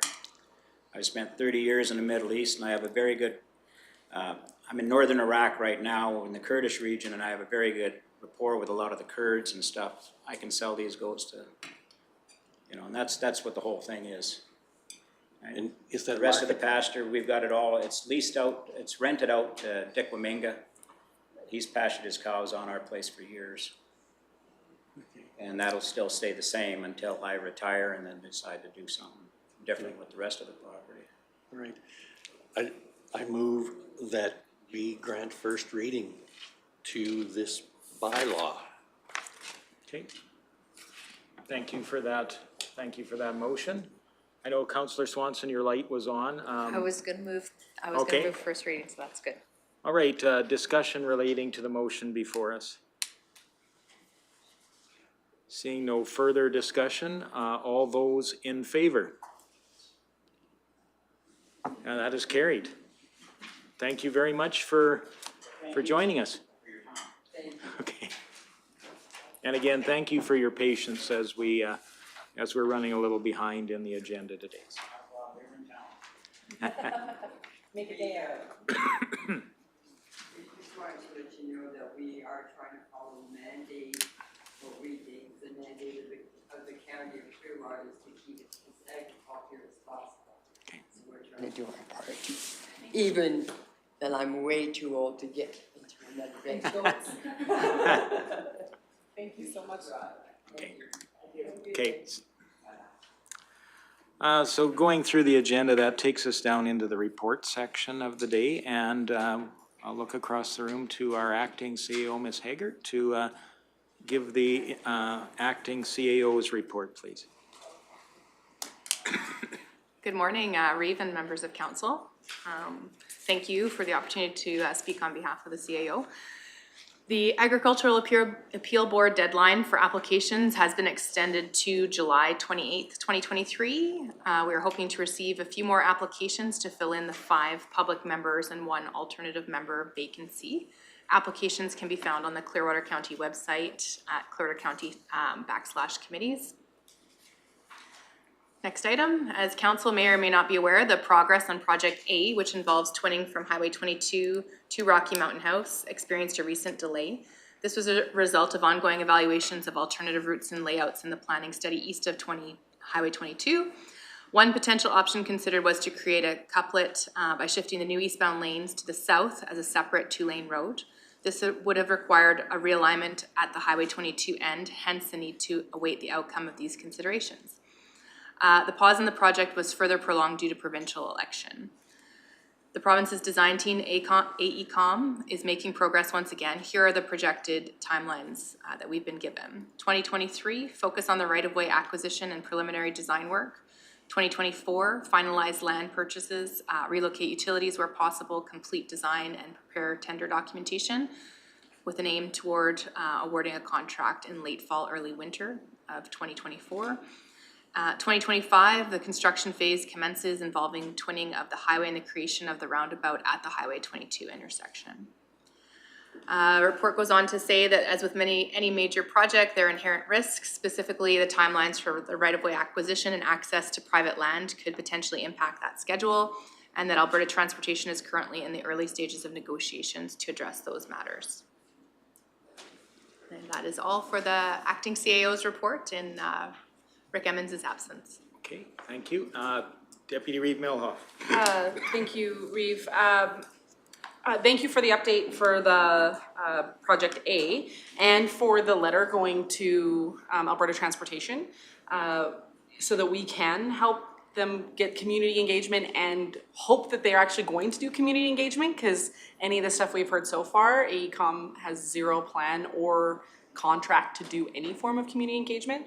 Have we heard anything back from Alberta Transportation's office or AECOM at this point?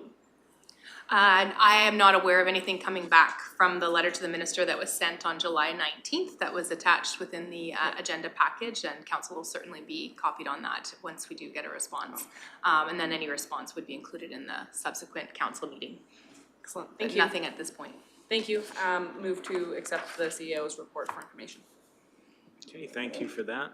And I will just comment too that I believe with the timeline that's presented here, as it could be a very busy construction period of time as the B section or the section east of Highway 22 progresses to where the work is already being done around Benalto. It could be, those timelines could be scrunched together. There could be work over a continuous section here. Depending on the results of those public information sessions upcoming, which have been promised this year as well. So exciting time for our community. Again, there is a motion before us to accept the CAO's report for information. Any further discussion or comments? All those in favor then? And that's carried. Thank you very much.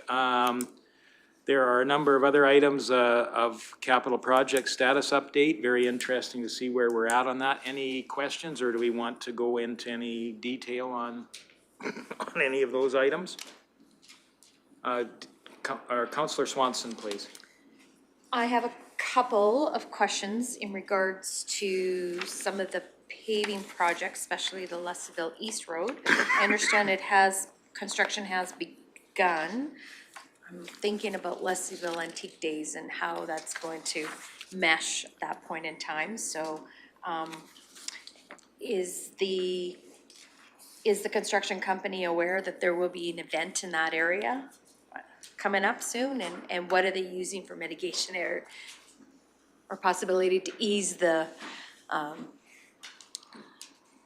influx of vehicles that will be coming that weekend? I'd like to know. Ms. Haggard? Thanks, Elena. Thank you, Reeve. I'm going to pass this question along to Kate Reglin, our capital project supervisor. I know Eric is out of the office. He's headed to Nordic, so she's going to answer that question on their behalf. Ms. Reglin? Good morning. Yes, they are aware of Leslieville Antique Days. So the status as of yesterday afternoon is the base work is completed and they have a tack oil on it. It will sit like that until August 14th. So they will come in with the paving crews after Antique Days is over. Okay, perfect. Subsequent. Please. My next question is in regards to the Nordic services, 1.5.5, Stewart Street Cemetery to Elizabeth Ave. Is what's been outlined in yellow, those are the areas that are going to be put services area, page 26 or 111 of 136. Sorry. That's all right, she's getting there. 1.5.5. Yeah, 1.5.5. So, yeah, that one. in blue. So that's the area. So if you're out in Nordic, as you guys were last week, you noticed that it's still gravel. The reason behind that is because we still have deep utility work to do in that area. So right now we're at the preliminary design stage of regrading that as well as deep utility. And that deep utility work will encompass anything that's required if we're to expand left or right of Stewart Street. So what's being put in is just the blue line? That is where the current gravel portion is. So yes, that's where the utility extent will be. Okay, thank you. Okay. And Councillor Ratcliffe, please. Thank you, Reeve. Pardon me. Regarding the shallow utilities going in that residential subdivision, I just want to confirm that duct provision for fiber to the home is included in that work? It's not within the current contract, no. The fiber to home contract is separate from these. These will be the phone lines, the gas line, and the power. Thank you. And Deputy Reeve Milhoff. Thank you, Reeve. I thought that Nordic was the only place within Clearwater County where we actually had and followed a Dig Once policy. So if we are currently working on utilities, and that is a utility, why is it not included in the utilities? From my knowledge, we're still putting in conduit, but it won't include the fiber contract. Okay, so then it can be blown in afterwards. So the conduit will still be there, it's Yes, just yeah, not we're blown still, in yet. we're installing conduit, however, it's not encompassing fiber to the home. Okay, so it just needs blown in after that. Correct. Okay. Thank you. Okay, additional questions, Deputy Reeve Milhoff. Thank you, Reeve. It's exciting to see the bridges installed on the rail trail. That is awesome, and great to see the partnership between the different organizations to get that done. So well done. My question is actually regarding Condor. Is there any way to speed up that pavement contract so they are done before school starts? Like I understand that they have till the end of September to complete their contract. It would be great if there was a way for us to get them done before September 1st so that the kids are not around when they are paving. So we are working with the paving contract to start before the dirt work is completed. The dirt work on Condor Road is last, so that will be done last. So it will depend on the dirt work timing. As of right now, it's scheduled for the concrete guys to mobilize in on August 8th, and they'll be a couple weeks after that. So we are working with them to try and get them started before. However, we can't guarantee, depending on how long it takes to finish the lateral shift on Condor Road. Supplementary. Please. In the future, is it possible when we're awarding contracts for us to consider things like school times? I mean, could we have easily said this must be done before September 1st in there when we sent the bids out, knowing that there's a school right there? We could have, but our risk was overlapping with the earthwork contractor. Okay. So if we have an ending date September 1st and the dirt work's not done, then we're held to a certain standard, just like we hold them, that the work would be ready, they'd be ready to come in. They have 14 days in their bid, so we're hoping if they can get in near the end of August, it's going to be close to the 5th. But like I said, we are working with them to try and start earlier on, say, 2nd Street, 5th Street, Railway, kind of where they are completed now, and then do Condor Road last. Okay, thank you. And when you refer to dirt works, that's kind of what we think of as landscaping? That would be included in that contract. Matching the slopes and. Yep. So the remaining work is the lateral shift of Condor Road, the landscaping, which would be the weeds, seeding, as well as concrete. Okay. Thank you. Councillor Graham. I just wanted to comment on the Leslieville rec facility. It's in the pictures, it looks great. I was in Leslieville the other day and it's looking really fabulous. So shout out to the crews working there. They're doing a great job.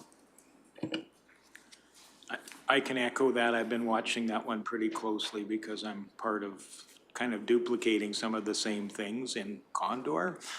It's nice to be able to kind of cheat by looking how a professional does it. So it's been good to follow the progress there as well. So,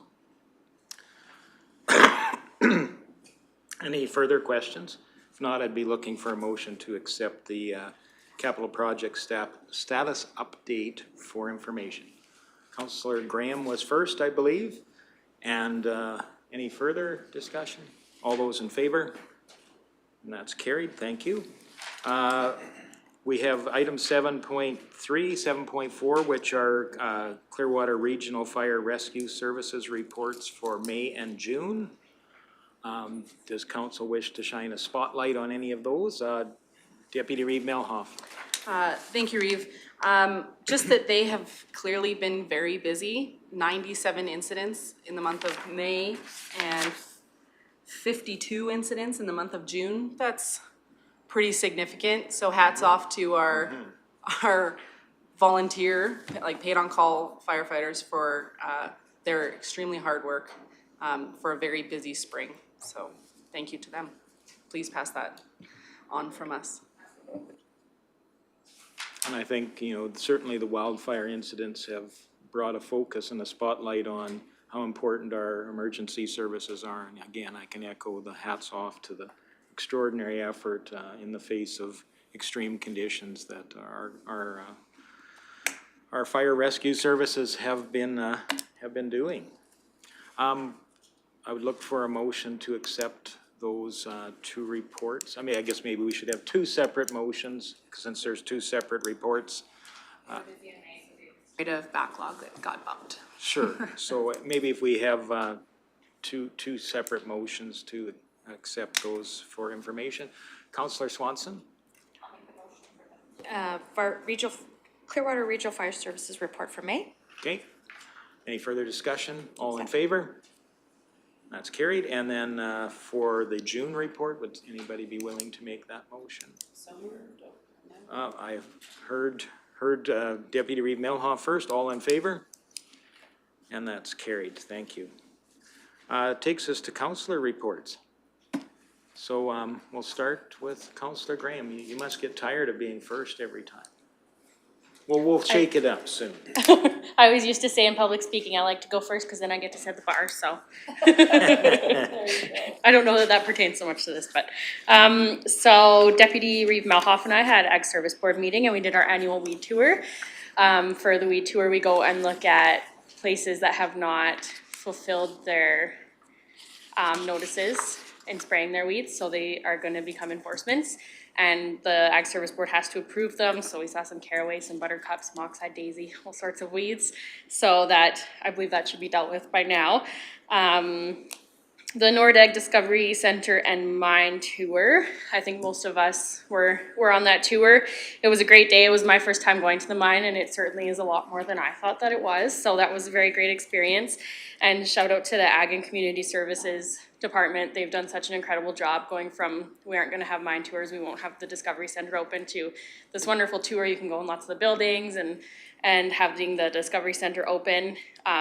It was a great day, and Bailey did a wonderful job being our tour guide, I thought. I think we were all really happy with Bailey and everything that we learned that day. We had some library training and a library board Zoom last night, and this Thursday I will be at the Market on Main library board booth, so come on down and ask me questions and I'll direct you to someone who knows the answers. Because I probably won't. And just a heads up for any residents that may be listening that the transfer stations are in their summer hours, so the time has changed a little bit, so maybe check it out on the county website and make sure that your station is actually open before you head out there, and don't waste a trip. And that concludes my council report. Great, thank you. Questions for Councillor Graham? Well, again, thank you, and I'll pass the talking stick to Councillor Northcott, please. I actually don't have anything. I was unable to attend the Nordegg tour. I don't have anything to report at this time. Okay, thank you. And again, the talking stick goes to the next person down the line, Deputy Reeve Lougheed. Thank you, Reeve. It was, I always enjoy going on the ag tour every year. You get to see a lot of our beautiful community, and you always learn a lot. So, but you spoke about it very well. Also, I attended the mine tour, and I couldn't say more good things about it. It was fabulous. It is a true gem, and I really hope that we can continue to develop that further with the help from our provincial and federal partners. We also had Municipal Planning Commission. Municipal Planning Commission has been extremely busy lately with a lot of items every single month. So that is, I think, something we're gonna have to look into, potentially making that into 2 days, because we had 15, like this last, it's becoming a lot, but we do go on the tours, which I believe is truly invaluable. Like it gives you the opportunity to truly see these applications and put feet on the ground and talk to everybody about them. And I always enjoy those tours. Otherwise, I've been busy getting ready for the upcoming hay season at home and doing my best to try to do the mom thing this summer. So trying to fill that in. So not as busy a couple weeks for me, which has been welcomed. Thank you. Any questions for Deputy Reeve Lougheed? Well, again, thank you, and the talking stick goes to Division 5. Thank you. A lot of this stuff's already been covered. My main takeaway from the mine site, and it is definitely much more extensive than I thought it would be. It's already been said, but it's obvious what a significant undertaking preserving that site is going to be, and we will definitely need federal and provincial partners on that. I had my councillor in session day last week. I had only 2 visitors, which did take most of the morning, and they were both inquiring about land subdivision issues. As the Deputy Reeve mentioned, we had MPC, which is, yes, surprisingly busy. That's been covered. I attended the Junior Forest Warden's annual camp out with Reeve, who spoke there and welcomed the attendees. There were 670 some people registered. So, I'm glad they chose this area to have their camp. I attended also the Nordegg Recreation Fair on Saturday. I heard more comments of appreciation about our council engagement session there from a few weeks before. There were the usual number of recreation and environmental organizations represented there. What I found most notable was a group building multi-use trails on Black Mountain. They have started construction there. Apparently there's an owl nesting, so there's some areas they can't do, but construction has started on that, that undertaking. I also had some discussion with another group that's building walking trails within the town site and connector trails from the town site to other trails around the area that go outside the town. This group is just starting up. They're looking at clearing some of the walking trails in the subdivision itself, in the north subdivision, that are currently bushed over, and getting a lot of support from the residents to do that. And we can expect that they're going to be approaching the county planning in particular to collaborate on some areas so that everybody's in sync. And there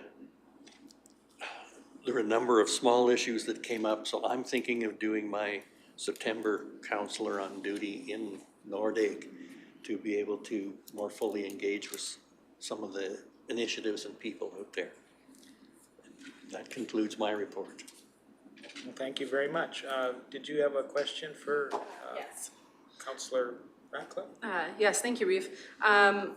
So in the north subdivision, if you look on the planning documents, there actually is municipally created path networks through the. Those easements, yes. Yeah, there's full-on easements.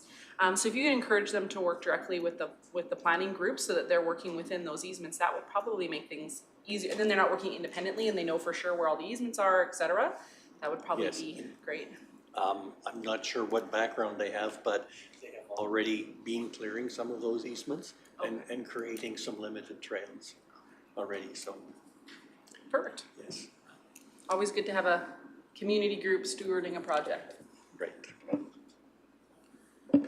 Well, thank you very much, and I'll pass the talking stick to Councillor Cermak, please. Thank you, Reeve. I also attended the Nordic tour. I was blown away by the artifacts we have in the basement down there. I am really excited to see them getting displayed.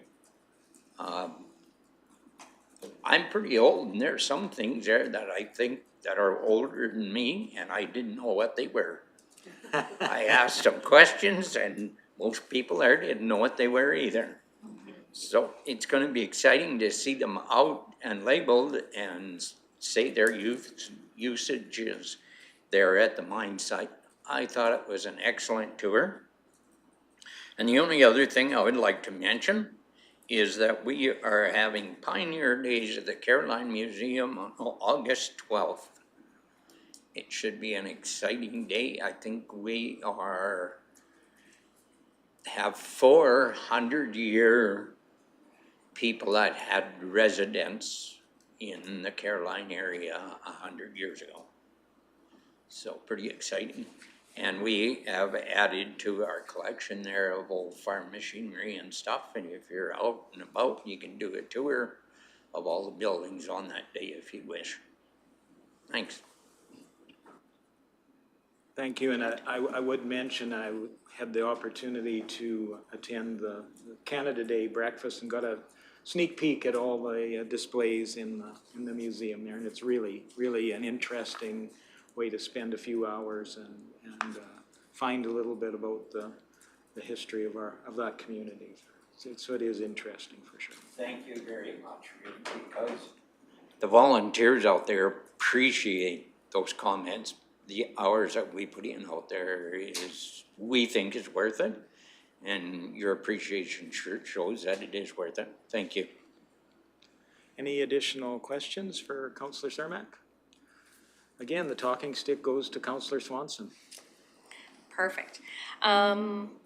So on the 13th, the bid committee for the 2026 Summer Games got together. We had a quick meeting to formulate a letter to community groups to ask for letters of support for our bid that's going to be submitted at the end of August. We had decided to do a 2-shift event, so it's 1 week, but it'll be in 2 shifts to accommodate that many kids. So we're looking at mid-July of 2026.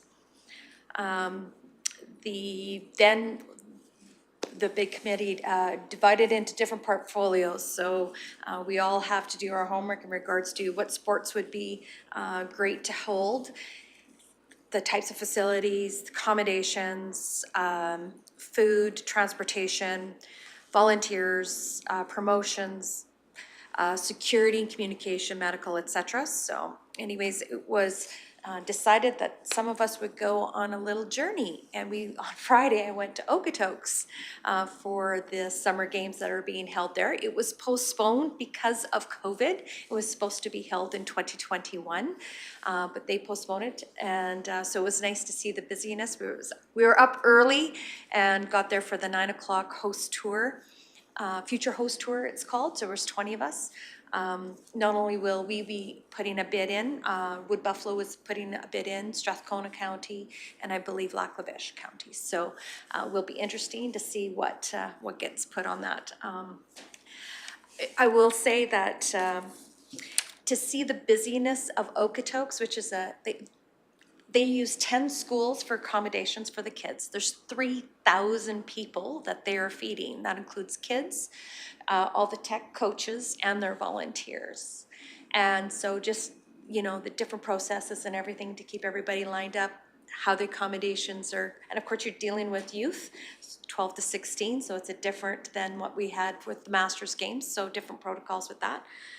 Very exciting. The buzz was to see these kids just in their sports. We went into the one school that had the basketball, and I don't know, kids are on steroids these days. There's a lot. It's over 6 feet. So anyways, and the regions throughout Alberta were well represented. That was a nice thing. Their opening ceremonies included 2 cranes with wires across, and the local gymnast team did a Cirque du Soleil type of thing. And I'm glad to see that they were having a Facebook live link that you could watch, etc. So anyways, it was very good, and the final reports will be coming, and I'll be curious to read those as well. So the tour of Nordegg was excellent. It hadn't been in the Briquette facility, so again, that was excellent. I think we all enjoyed our time there. That evening, I also attended the Frisco Hall board meeting. Just to let everybody know, on this Friday, there's a family dance. There'll be a food truck there from 5 to 9, and then music will start 7 to 10. Just payment on adults, $20 for tickets in advance, $25 for tickets at the door, kids free. So we wanted to promote that. On the 19th, I listened to the AR information webinar in regards to mineral mining. It is recorded. You can go to the AR site and watch it. Seniors Housing meeting had a meeting on the 20th. There's currently in the lodge 13 rooms vacant. 7 are ready to go. We clean as we go and prep. Save the date. August 20th will be the 10-year anniversary of the grand opening. So we will be getting invitations for that coming soon. What else? Been getting a few calls from residents in regards to subdivisions and their concern in regards to they're very much in regards to the common sense, and they're a little bit worried about the opposition to it's the main line I'm getting is it's my property, I want to do what I want. So we'll see going forward. I'm glad to see MPC is getting lots of applications, and we'll see where that leads us to.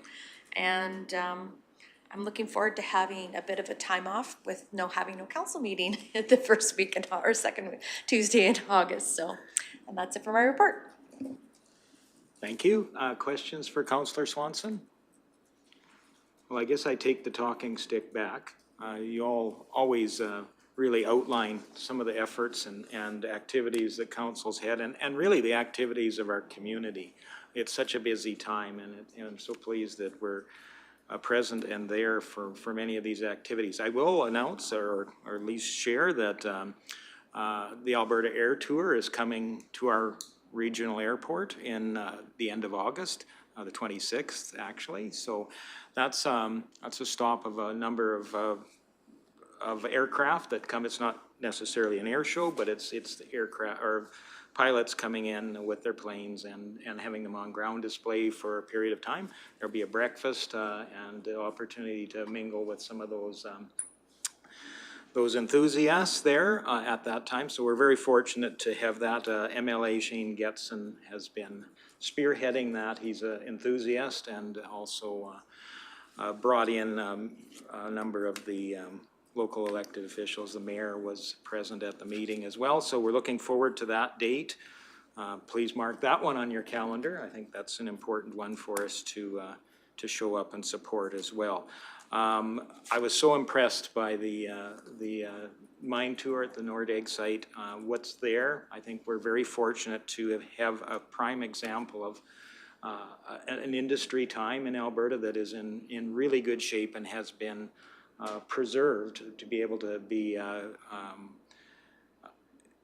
viewed by future generations, and I think the efforts there should be commended. It's great. If you haven't been out there recently, I know council has, but if you haven't been out there recently, it's really worth the tour. It's done so well, and it is much more user friendly than ever before. So I'm excited about the future of that both the museum and the mine site and tours that can be facilitated there. To echo Councillor Ratcliffe's comment, was so pleased to be able to address the Junior Forest Wardens Jamboree, if we would call it that. Great young stewards of the community, of the forest. It's setting up future generations of leadership, and there was representations not only from Alberta but throughout Canada. They're a huge crowd, and I don't know if you got to the closing ceremonies or not, but I hope it was a very successful week. I think they had great weather, and it was so nice to see the enthusiasm, and really honored by having so many people come and join us for a time of fellowship together. And I think for me, I know there's a number of upcoming events, but I think that's probably about it for me. Any further comments? If not, I'd look for a motion to accept councillor reports for information. Councillor Swanson, I saw first. All in favor? And that's carried. Item 7.6 is council remuneration. Any comments there? If not, I would look for a motion to accept councillor remuneration as circulated. Councillor Graham was first. All in favor? And that is carried. And then there are a number of items of correspondence. Did anybody want to shine a spotlight on any of those correspondences? Councillor Swanson, please. Yeah, I have two. The first one is about the Orphan Well letter that we received on July 7th. I was amazed at the amount of dollars that the Orphan Well has invested in our county alone. They said $2,188,000 in Clearwater, hiring 82 vendors and performing various activities on 45 Orphan Well sites. That was interesting. And also to the fact that Clearwater County also has 2,431 inactive well licenses that have solvent owners. That to me is very interesting, and where is that going to lead us in the coming future? So I appreciate the details that we were given specifically for our county, and I look forward to. I have not read their annual report, but I will be in the coming. And the other one I wanted to make mention to is the delegation summit that is proposed by CAPE. I guess September 11th to 14th. I guess we will have to keep that on our calendar, or as information comes forward, we'll get more information on that. So looking forward to having that having that engagement as well at that level. That's it. Okay, thank you. And I think Councillor Graham was next. I wanted to touch on the letter from the Town of Rocky Mountain House Mayor Beige, on inviting councillors to attend the Market on Main on this Thursday and then August 31st.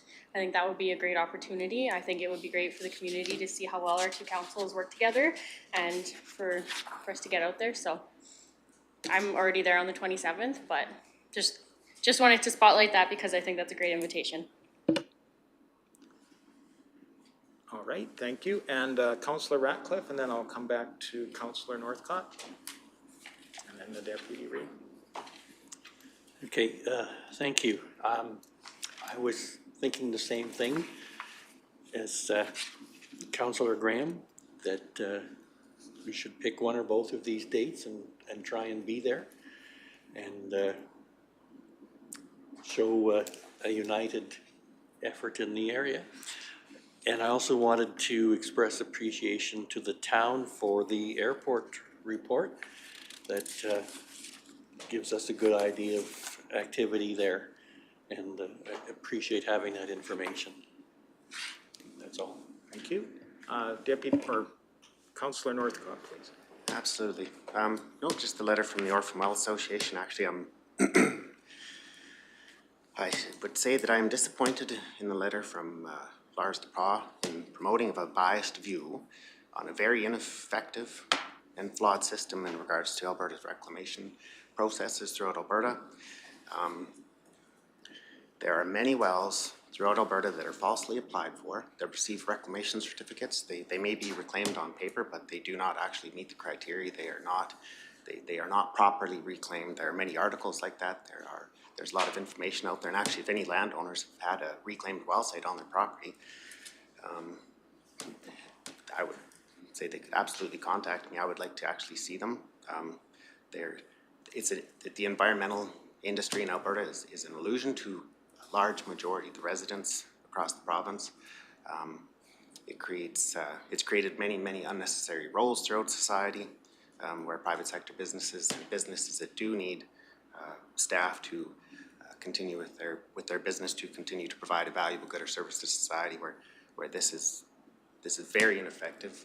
I could talk about this for a long time, but I'm disappointed in the promoting of a biased view on a system that is ineffective and very flawed.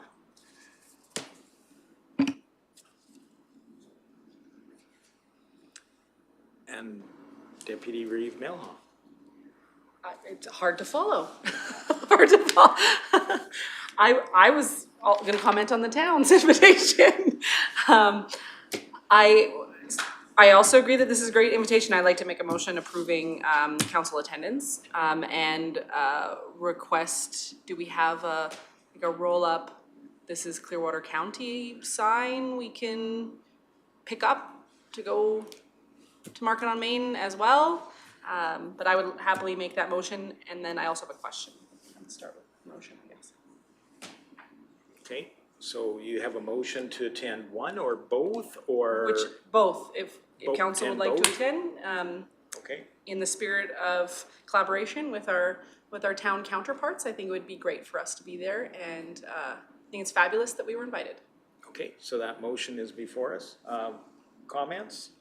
Okay, all those in favor then? And that is carried. I do have a question regarding the airport, if I may. Sure, and then we'll Okay. go to Councilor. So having 436 arrivals, for example, well, that's what it says in June. Is that a lot in comparison to other airports? Is that pretty standard? Like, that feels like a lot for a little airport to me. Maybe I'm wrong, but to me that feels like a lot. Do we have the numbers for other airports? Just we are considering putting a fairly large investment into the airport, being potentially a new terminal. As per our last meeting, we discussed that. I just like to know if these numbers are a lot or not. Ms. Haggard? Thank you, Reeve. Members of council, I don't have that information handy, but certainly could have administration follow up with an email to council to give you that information. That'd be great. I think Neil might know though. Mr. Ratcliffe, or Councillor Ratcliffe? I think I may have an answer for that, and yes, it's fairly busy, but I think it largely represents the fire activity and the training and the of the pilots and the actual activity and firefighting would be a big part of that. But yes, that would be busy for this area. And we are a large portion of the fire protection response for forestry, so it's good that we have an airport here to do that with. Yes, but the air tankers, yeah. Thank you. I guess my note is I always get a little bit apprehensive when I notice the arrival and departure numbers don't match. But I'm sure there's a great explanation to that. But they didn't crash. Yeah, exactly. I have one other thing. Councillor Ratcliffe, please. Thank you.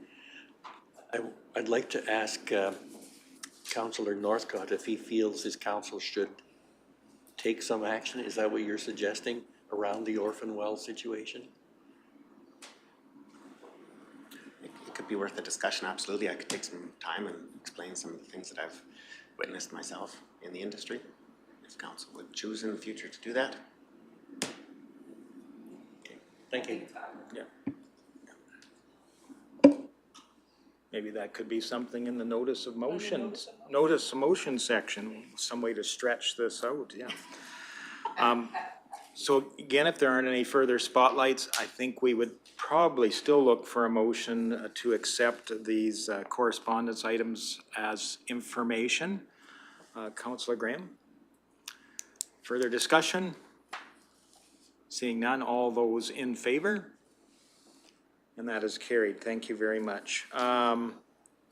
Let's see. We'll go to section 9. Are there any notices of motion? Councillor Ratcliffe. Thank you, Reeve. I do have a notice of motion. And this comes from a discussion I had with a retired RCMP reservist in Nordegg on the weekend. And so my notice of motion is that administration be requested to approach the new RCMP staff sergeant about policing in the Nordegg area. And the secondary approach would be to lobby K Division at the Fall RMA. I have a little background on this motion. Clearwater County pays RCMP for police service, and the Nordegg area is rarely patrolled in the town site or the highway. Calls for service to Nordegg are usually declined with a comment of, you realize it's going to take me an hour to get there? So a retired RCMP reservist had been providing local service in Nordegg, but he quit when he was frequently called away to provide service in Rocky. I'm told there are 4 RCMP reservists living in Nordegg who might want to help serve that area and do some rotation so that they can still pretend that they're retired. So did staff capture that notice of motion then? Okay. And if I didn't get the notice of motion right, I'd welcome a amendment. Right. And Deputy Reeve Lougheed. I understand this is in the notice of motion section. However, I truly wish this was a full-on motion. This really needs to be approached sooner rather than later. We're already halfway into a summer season, and summer is truly when they need enforcement the most, when they need the help the most. I did send an email with regards to this particular item a few weeks ago. So I'm hoping that that's already, some of those things are already taking place. But I truly wish this could be done in a full-on motion, especially since we don't have a meeting August 8th. it just delays it that much further. But I do understand the protocol. I just wanted to support your direction here. And I would mention that we usually have been able to get an audience with K Division at our RMA conventions. I think we've utilized that time as effectively as possible, and bringing another issue forward, I think, is exactly what they're looking for there. And I think, again, having a new staff sergeant and getting a rapport with that individual would be terrific as well. Ms. Haggard, please. Thank you, Reeve, and members of council. I don't believe you voted on that motion. Notice of motion is just added to the agenda. I just wanted to propose as well that administratively, we could certainly address that once that new staff sergeant is announced formally. I haven't heard that yet from my team, that there has been an appointment, and the acting staff sergeant was actually redeployed up north. They have a new acting in the moment, so we've kind of been waiting for that formal announcement, but otherwise I would note that that would likely be addressed administratively, probably well before your next council meeting, I would assume, as soon as possible in terms of the feedback, so if council so wished. Okay, thank you. Any additional notices of motion? All right, our next item is scheduled for a 1 o'clock delegation. So with that, we shall break into recess and be back at 1 o'clock.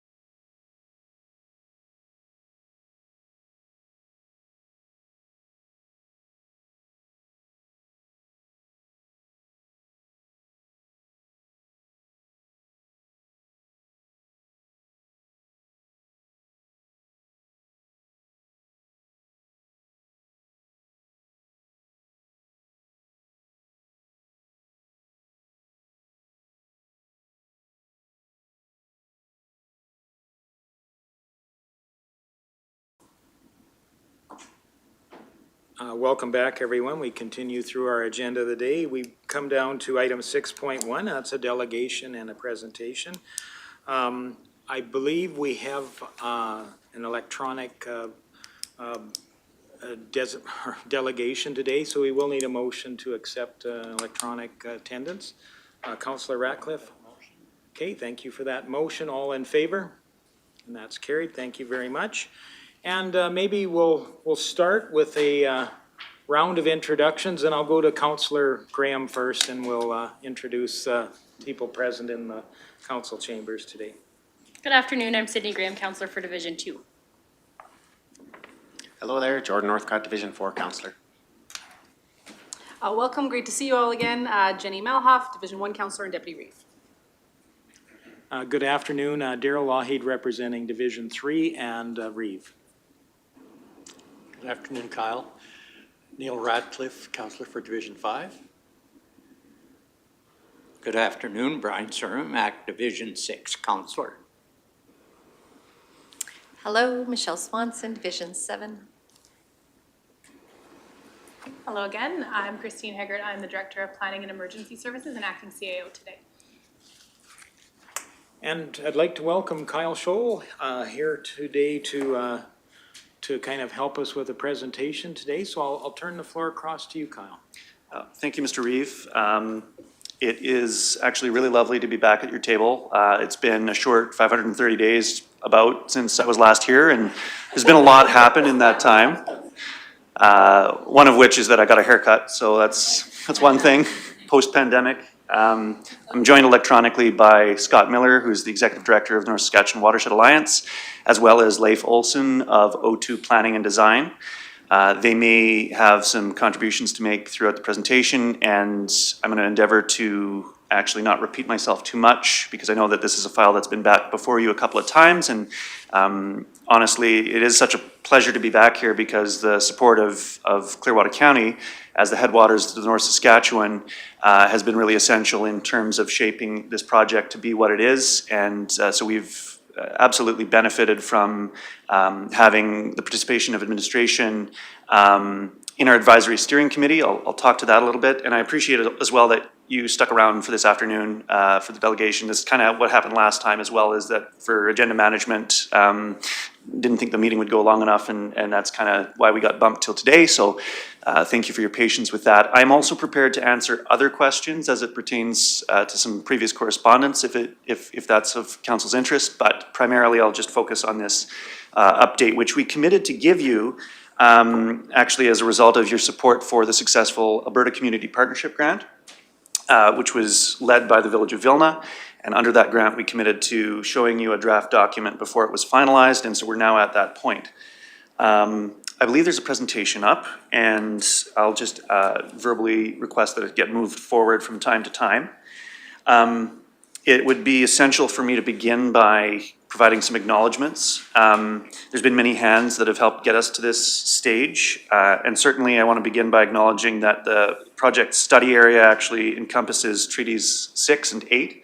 And we're also aware that there's many First Nations in Treaty 7 and beyond with traditional territories which touch upon Saskatchewan Isippi, which the more you say it, the easier it gets. I know I'm still not doing it correctly, so I've got a ways to go with that. But we seek to use the traditional name for this place because it conveys certain meanings and understandings to people. And so that's one of the things that we heard during some of the engagement that we undertook. It's also the homeland of the Métis Nation. And we were able, actually, through a number of granting opportunities to partner with NSWA.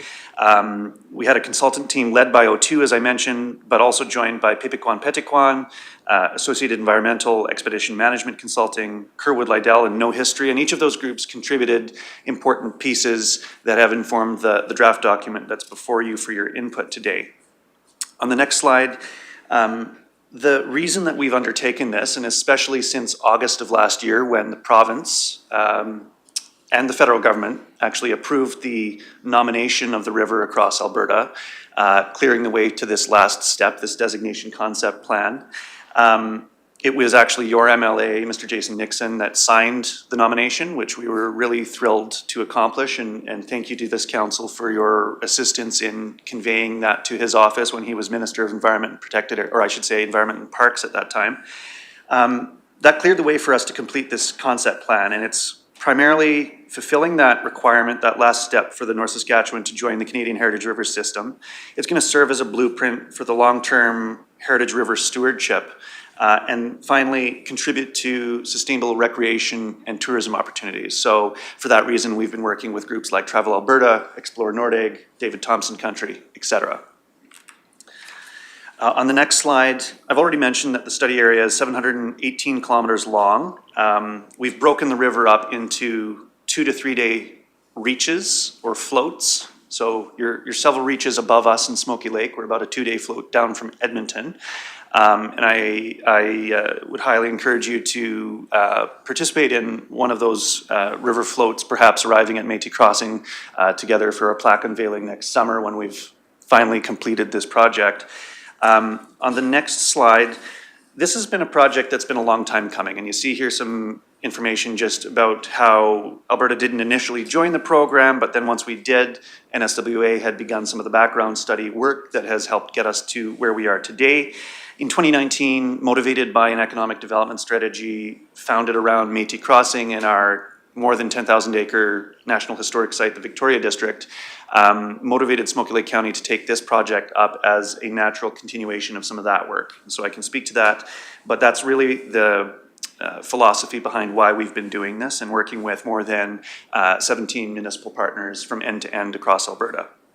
On the next slide, some summary of the engagement activities that we've undertaken, especially since August of last year. We've spoken again with members of the public, industry, utilities, and tourism operators as well as Indigenous communities. And so a lot of those very powerful lessons have helped shape, again, this concept plan that we're hoping that actually would have either some positive and or critical feedback about, because we're finalizing that between now and September, as I mentioned. I won't dwell too much on some of these next slides, but just suffice to say that there are numerous reasons why North Saskatchewan, Saskatchewan-Mississippi, should be a heritage river. It's overdue to be a heritage river. The headwaters within Banff National Park have been since the 80s. And ultimately, there's a series of stories that we ought to be doing a better job of sharing, not just with visitors, but with our own communities. And I just earlier stopped through at and I was sharing this over lunch, the Rocky Museum, and picked up a copy of Where the River Brought Them, 200 Years at Rocky Mountain House and Area. And it's those sorts of intergenerational stories that this project proposes to make space for, to collaborate amongst the different jurisdictions. As I mentioned, there's 17 municipalities that touch upon the river immediately, and there's more than 80 of them across the watershed. So by doing more talking to one another and collaborating on projects where there is storytelling to be done, we're creating new opportunity to unlock provincial and federal grants. When we were before the City of Fort Saskatchewan, Mayor Katcher likened this work to some of that of the River Valley Alliance in the Capital Region, where 6 municipalities came together, originally 7, to build out a trail network, etc. I'm rambling on a little bit, so I'll just actually skip across to slide 9, where some of our work has focused on creating a governance model where, in fact, each of the participating partners will continue to have a line of sight into the implementation. And of course, the key piece of this work is that it's about partnerships. So Smoky Lake County and North Saskatchewan Watershed Alliance are not speaking for Clearwater County, you're speaking for Clearwater County. And by continuing to work with staff, by continuing to share knowledge and lessons and opportunities with one another, we can create actually the future that we want to see. And so that's why it's really exciting that we have Rocky Mountain House and Clearwater County here in the headwaters working on North Saskatchewan River Park and having these community events that you're already doing. We can showcase that and promote that through the mechanisms available to us through this program. There's several slides here pertaining to just some select objectives and goals. Some of these objectives and goals will be, if you will, owned by different groups. So obviously, in the case of water quality monitoring, that's in the realm of NSWA, that's in the realm of Albertan protected areas. In the areas of culture and storytelling, that's more so civic society and clubs, tourism groups. And each of these objectives are going to move more quickly or more slowly depending on capacity. That's natural. We'll find along the way that things will either advance or be held back, and that's the case everywhere. On slide 14, just to say that there's a visual representation of kind of, again, that governance model where there's all of these different actors kind of coming together and moving forward together as well. It's been a particular pleasure to work with Clearwater County. It's been a particular pleasure to learn from your staff and to collaborate on this. I think when we set out, we didn't necessarily know what we were in for, and so it's been possible to get this far because of partnerships. So again, thank you. The designation does not represent any new requirements for land use referrals. The designation is intended to empower our people, your people, to tell their own stories. And there's a lot of work that's already happening that this program is going to help showcase. So again, by bringing together individuals, grassroots, industry, municipal, provincial, and Indigenous groups, designation is complementing stewardship work that's already happening. On the next slide, just to say that we've been returning to our partner councils, just like I'm doing with you here this afternoon. We've been receiving feedback. That's why I'm here. So I want your tough questions. That would be very welcome. The fact that NSWA has stepped up as a core partner in the ongoing reporting and implementation of this project is a real boon. And may I just say that it's actually really wonderful that you have such a wonderful spokesperson in Councillor Melhoff sitting at that table speaking for the Headwaters. She does a fantastic job. We're lucky to have her. I sit with her on that board together, and it's very clear to me that Clearwater is actually a leader in this space, and hopefully will continue to be. Once we finalize the document, we do have just a couple more council visits left in August, and culminating actually with the City of Edmonton. Thereafter, making a presentation to the Heritage Rivers Board in September. That's made up of participation from each of the provinces, and once we surpass that milestone, it will get again referred to the new Minister of Environment and Protected Areas before finally the federal minister, and then, as I mentioned, kind of a celebration hopefully next year at Métis Crossing. So I fear that I rambled a bit and repeated a bit, so thank you for your indulgence. On the last slide, I'll just welcome any questions that there may be. And again, thank you for your time. Well, thank you very much for your presentation. I would look to council for any questions. Deputy Reeve Melhoff, please. Thank you, Reeve. You mentioned that you've been traveling around talking to lots of different municipalities. How has that been going, and what was that response so far? Thank you, Councillor. It has been a pleasure, and honestly, the world of virtual post-COVID has helped make that possible. The response to date, in fact, one of the councillors in the Northeast, one of our neighbors, had indicated to us that they are shocked that this project hadn't been completed in the 2000s, and we tend to agree. We think it's long overdue that this does happen.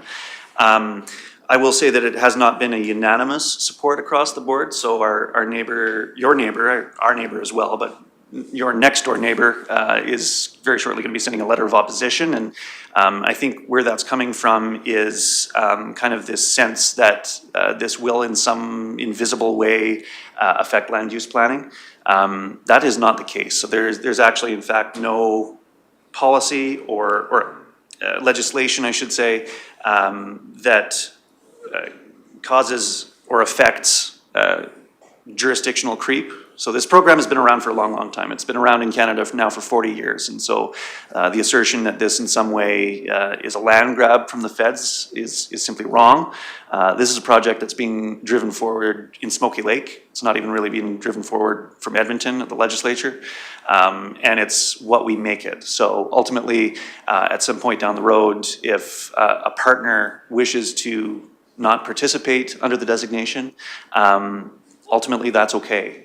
We get out of this what we put into it. So with the acknowledgement of that one individual case in opposition, everybody else has been really enthusiastic and kind of gets it, what we're trying to accomplish here. So in that way, it's been very gratifying. I'm not sure if perhaps Leif, who has also sat in many of those conversations, wishes to add to that answer at all?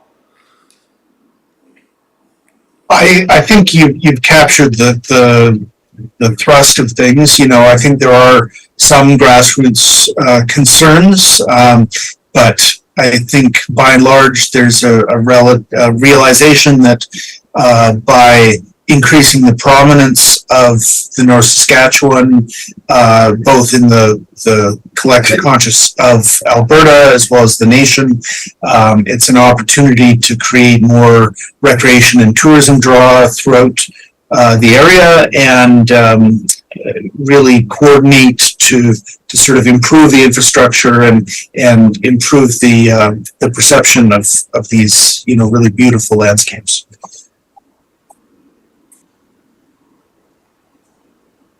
Thank you for adding that answer, Leif. I think that that's correct, and ultimately this work will prove itself out or not. So it's really a continuation of work that's already been happening, and once we achieve this status for the North Saskatchewan, the work actually then continues thereafter as well. So it's the continuing conversation is going to be perpetual, and the problem with good work is that it brings on more work in a lot of cases. So I think it's really exciting that actually we've been able to move forward in a good way, and that by having a line of sight on, for example, the Travel Alberta Tourism development plans, which you'll be aware of here, as Nordegg is kind of a focus area for some of that work, as is Lakeland Northeast in our region, as well as, for example, the National Urban Park in the Edmonton region. There's all of these cross-cutting themes that touch upon one another, and that's going to create new opportunities and funding opportunities and programming opportunities that were we to just stay home and be looking inward, we wouldn't be able to leverage to the fullest extent possible. Additional questions? Deputy Reeve Lougheed. Yes, thank you. In 2021, we sent a letter of support for this project. Is this just an update, or are you needing a subsequent follow-up from our council with showing our continued support? What do you need from us? I appreciate that. Well, in short, this is an update. We committed to providing council a direct opportunity to provide any input or critiques to the document itself, and that can come today, or it could come kind of in the next couple of weeks before September. That could come administration to administration or council to council. Ultimately, we've been providing these updates to each of those partners that had provided support previously, so we're not actually asking for a renewed statement of support, because that support stands until such a time as it doesn't. And so that's really why we're before you. I will say that working with your team here has been, again, a pleasure, and we've benefited from having them attending our meetings, and I appreciate them tolerating our questions and inquiries, because, again, only your people can speak for your people, and we're not trying to take over that function necessarily. Thank you. Additional questions, thoughts? Any closing? Oh, sorry, Councillor Graham, go ahead. Sorry, I snuck in a little late there. Just thank you for the presentation. You're always very well spoken. You were not repeating yourself or anything, like you said, but you've done really great work here, and I really appreciate your perspective on this whole project, and it's a really important, wonderful project, so thank you for the update. Thank you. Deputy Reeve Lougheed.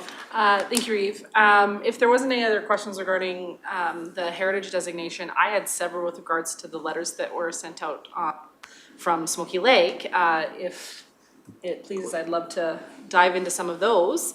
A letter that was sent was regards to the North Saskatchewan Regional Plan, so thank you for including some documentation to go on that. And you guys sent a letter regarding solar and alternative energy. I'd love to get some more feedback on what your council's looking for, potentially from our council, to support them on their endeavors. Well, thank you, Councillor, and I would be happy to speak to that to the best extent that I can, and certainly Reeve Lougheed's two letters that you're referring to, dealing first with the Stewardship Commissioner for the Regional Plan, and secondly with the Alberta Utilities Commission in relation to alternative energy projects. You're right, I provided some information on the next couple of slides, actually, if we wanted to continue with that. That would be very helpful. Just to say that in the view of Smoky Lake County, there's immense value in regional planning, and of course, just on the next slide, you'll note, I think it's on the next slide, let me just get caught up with myself. Oop, pardon me.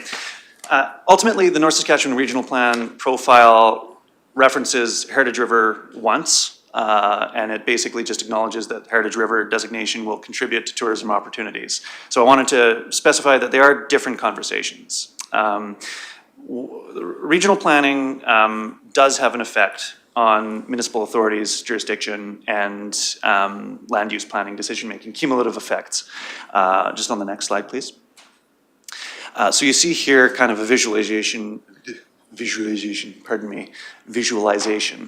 of where it fits into the planning hierarchy. The ultimate goal with a municipal plan is that municipalities within the region would be singing from the same song sheet. You noticed previously, I won't ask to go back to it, but just a quote from the minister at the time, your MLA, speaking to how regional planning is an important part of economic development for the future for our rural communities as well. So ultimately, you'll recall that Smoky Lake County had sponsored a resolution, actually a couple of RMAs ago, to move forward across the province with regional planning. That was not carried at that time, and I think some of the reason behind that perhaps was that there is sub-regional planning and other regional planning projects happening right now, and there was some concern that the wording of the resolution perhaps would interfere with some of that work that's ongoing.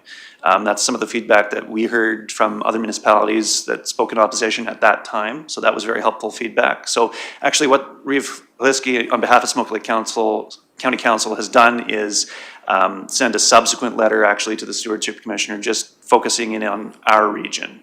Our region has had a regional plan in draft form since 2018, and it's kind of disappeared into the ether, black box of nobody really knows where it's at or when we might expect to see it move forward. Our county council's view is that it should proceed and resume. It's impossible to make any progress without any updates now for many months and years. So that is kind of, I think, the rationale there. I'll just very quickly answer the second part in relation to alternative energy planning. And I know council will be very familiar with some of this work happening in your own backyard, that ultimately the decider on those files is the Alberta Utility Commission. They may or may not have regard for municipal planning, and we think that they should have regard for municipal planning. Not a veto necessarily, but to have input directly to the decision-making process in determining what is the public good. And so that was that letter as well that would have also crossed your desk. Again, I hope that's helpful. I guess finally, if this council sees fit to send a similar letter of support, I suppose that it would be what our council is hoping that you would give consideration to at least. So happy to follow up if there's anything further. Go ahead. Sorry, thank you. I think that it would be important for us to reach out with our planning team and really get a nail down on what the North Saskatchewan Regional Plan will do to our land planning and how it will affect us before I would be comfortable sending a letter in support. As far as the AUC stuff, I am both feet on board with let's try to manage what is happening with alternative energy sources, and I would love to see our council back up your letter as well. I of course would love to hear from the rest of the team and what the rest of the team thinks, but I both feet with regards to the AUC, but I'd love to hear from our planning team with regards to what NSRP will do to our region if we were to request going forward with it as well. Additional questions, thoughts? Councillor Cermak, please. I just need a little bit of clarification. I kind of look at things in little bite sizes. I always wonder what we're doing now is rainbow. what's the pot of gold at the end that you wish to see at the very end of this? Thank you for the question, Councillor, and I think if I could maybe do a better job of explaining where our council sees value in regional planning. Regional planning looks at things like pipeline corridors and it kind of takes an overall look at what the future social and economic well-being of the region is. What are we working towards? And so by articulating that vision in the form of a regional plan, everybody in industry, business, utility, municipal, provincial, federal, understands where it is that we're all working together towards. I think that's perhaps best how to articulate what the purpose of municipal plan, or I should say regional planning is. And it's certainly difficult to say whether the North Saskatchewan Regional Plan, as it currently sits in draft form on a shelf somewhere in a dimly lit room, reflects the needs of the community, but until we see it, it's impossible to refine it to a point where it's ready to be implemented. So I think Smoky Lake County Council's letter of support shouldn't be taken to say that we think it's good as is. We just want to see it resume the conversation. Okay, thank you. Any additional questions? Would you have any closing comments you'd like to make? Well, Council, thank you again for sticking around till this afternoon. I really have to give a large kudos to Leif online and to Scott Miller as well. The two of them have been absolutely instrumental in getting us here. I think ultimately we are going to be successful on the Heritage River Initiative, and that's going to spin off into all kinds of neat opportunities that we can't even conceive of right now. The fact that Heritage Rivers is vested within the same kind of business unit at Parks Canada as ecological corridors and national urban parks means that we can actually leverage all three so that we've got a system of more cohesive planning for active outdoor recreation, for conservation projects that are led by our own agricultural producers.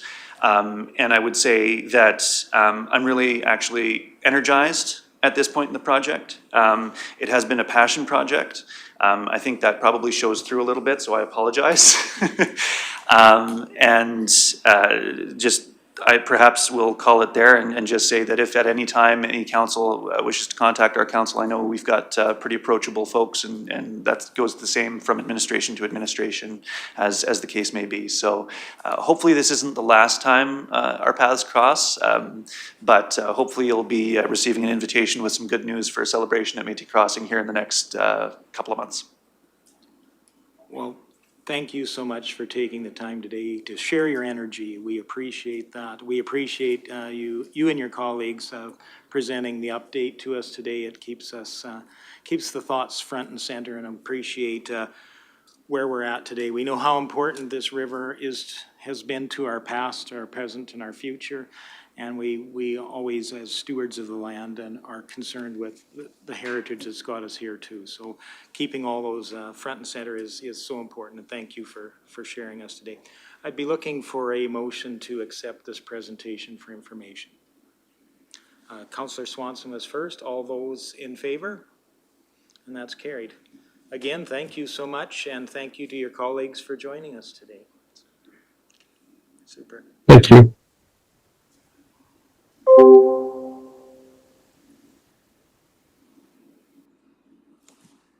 Super. So I think with our agenda, I think we're down to the last item or two of the day. I believe we've taken care of number 9. There is no number 10. And so that takes us to a motion for adjournment. And I often, sorry. I do have a question first, sorry. Question. What is our council's opinion on subsequent follow-up letters regarding AUC regulations? Or is there an opportunity for administration to bring that back for a decision at a future council meeting with regards to that Smoky Lake correspondence for more AUC, municipal inclusion in AUC discussions? Councillor Swanson, and then I'll go to Councillor Graham. If I'm not, I'm just trying to roll back the time.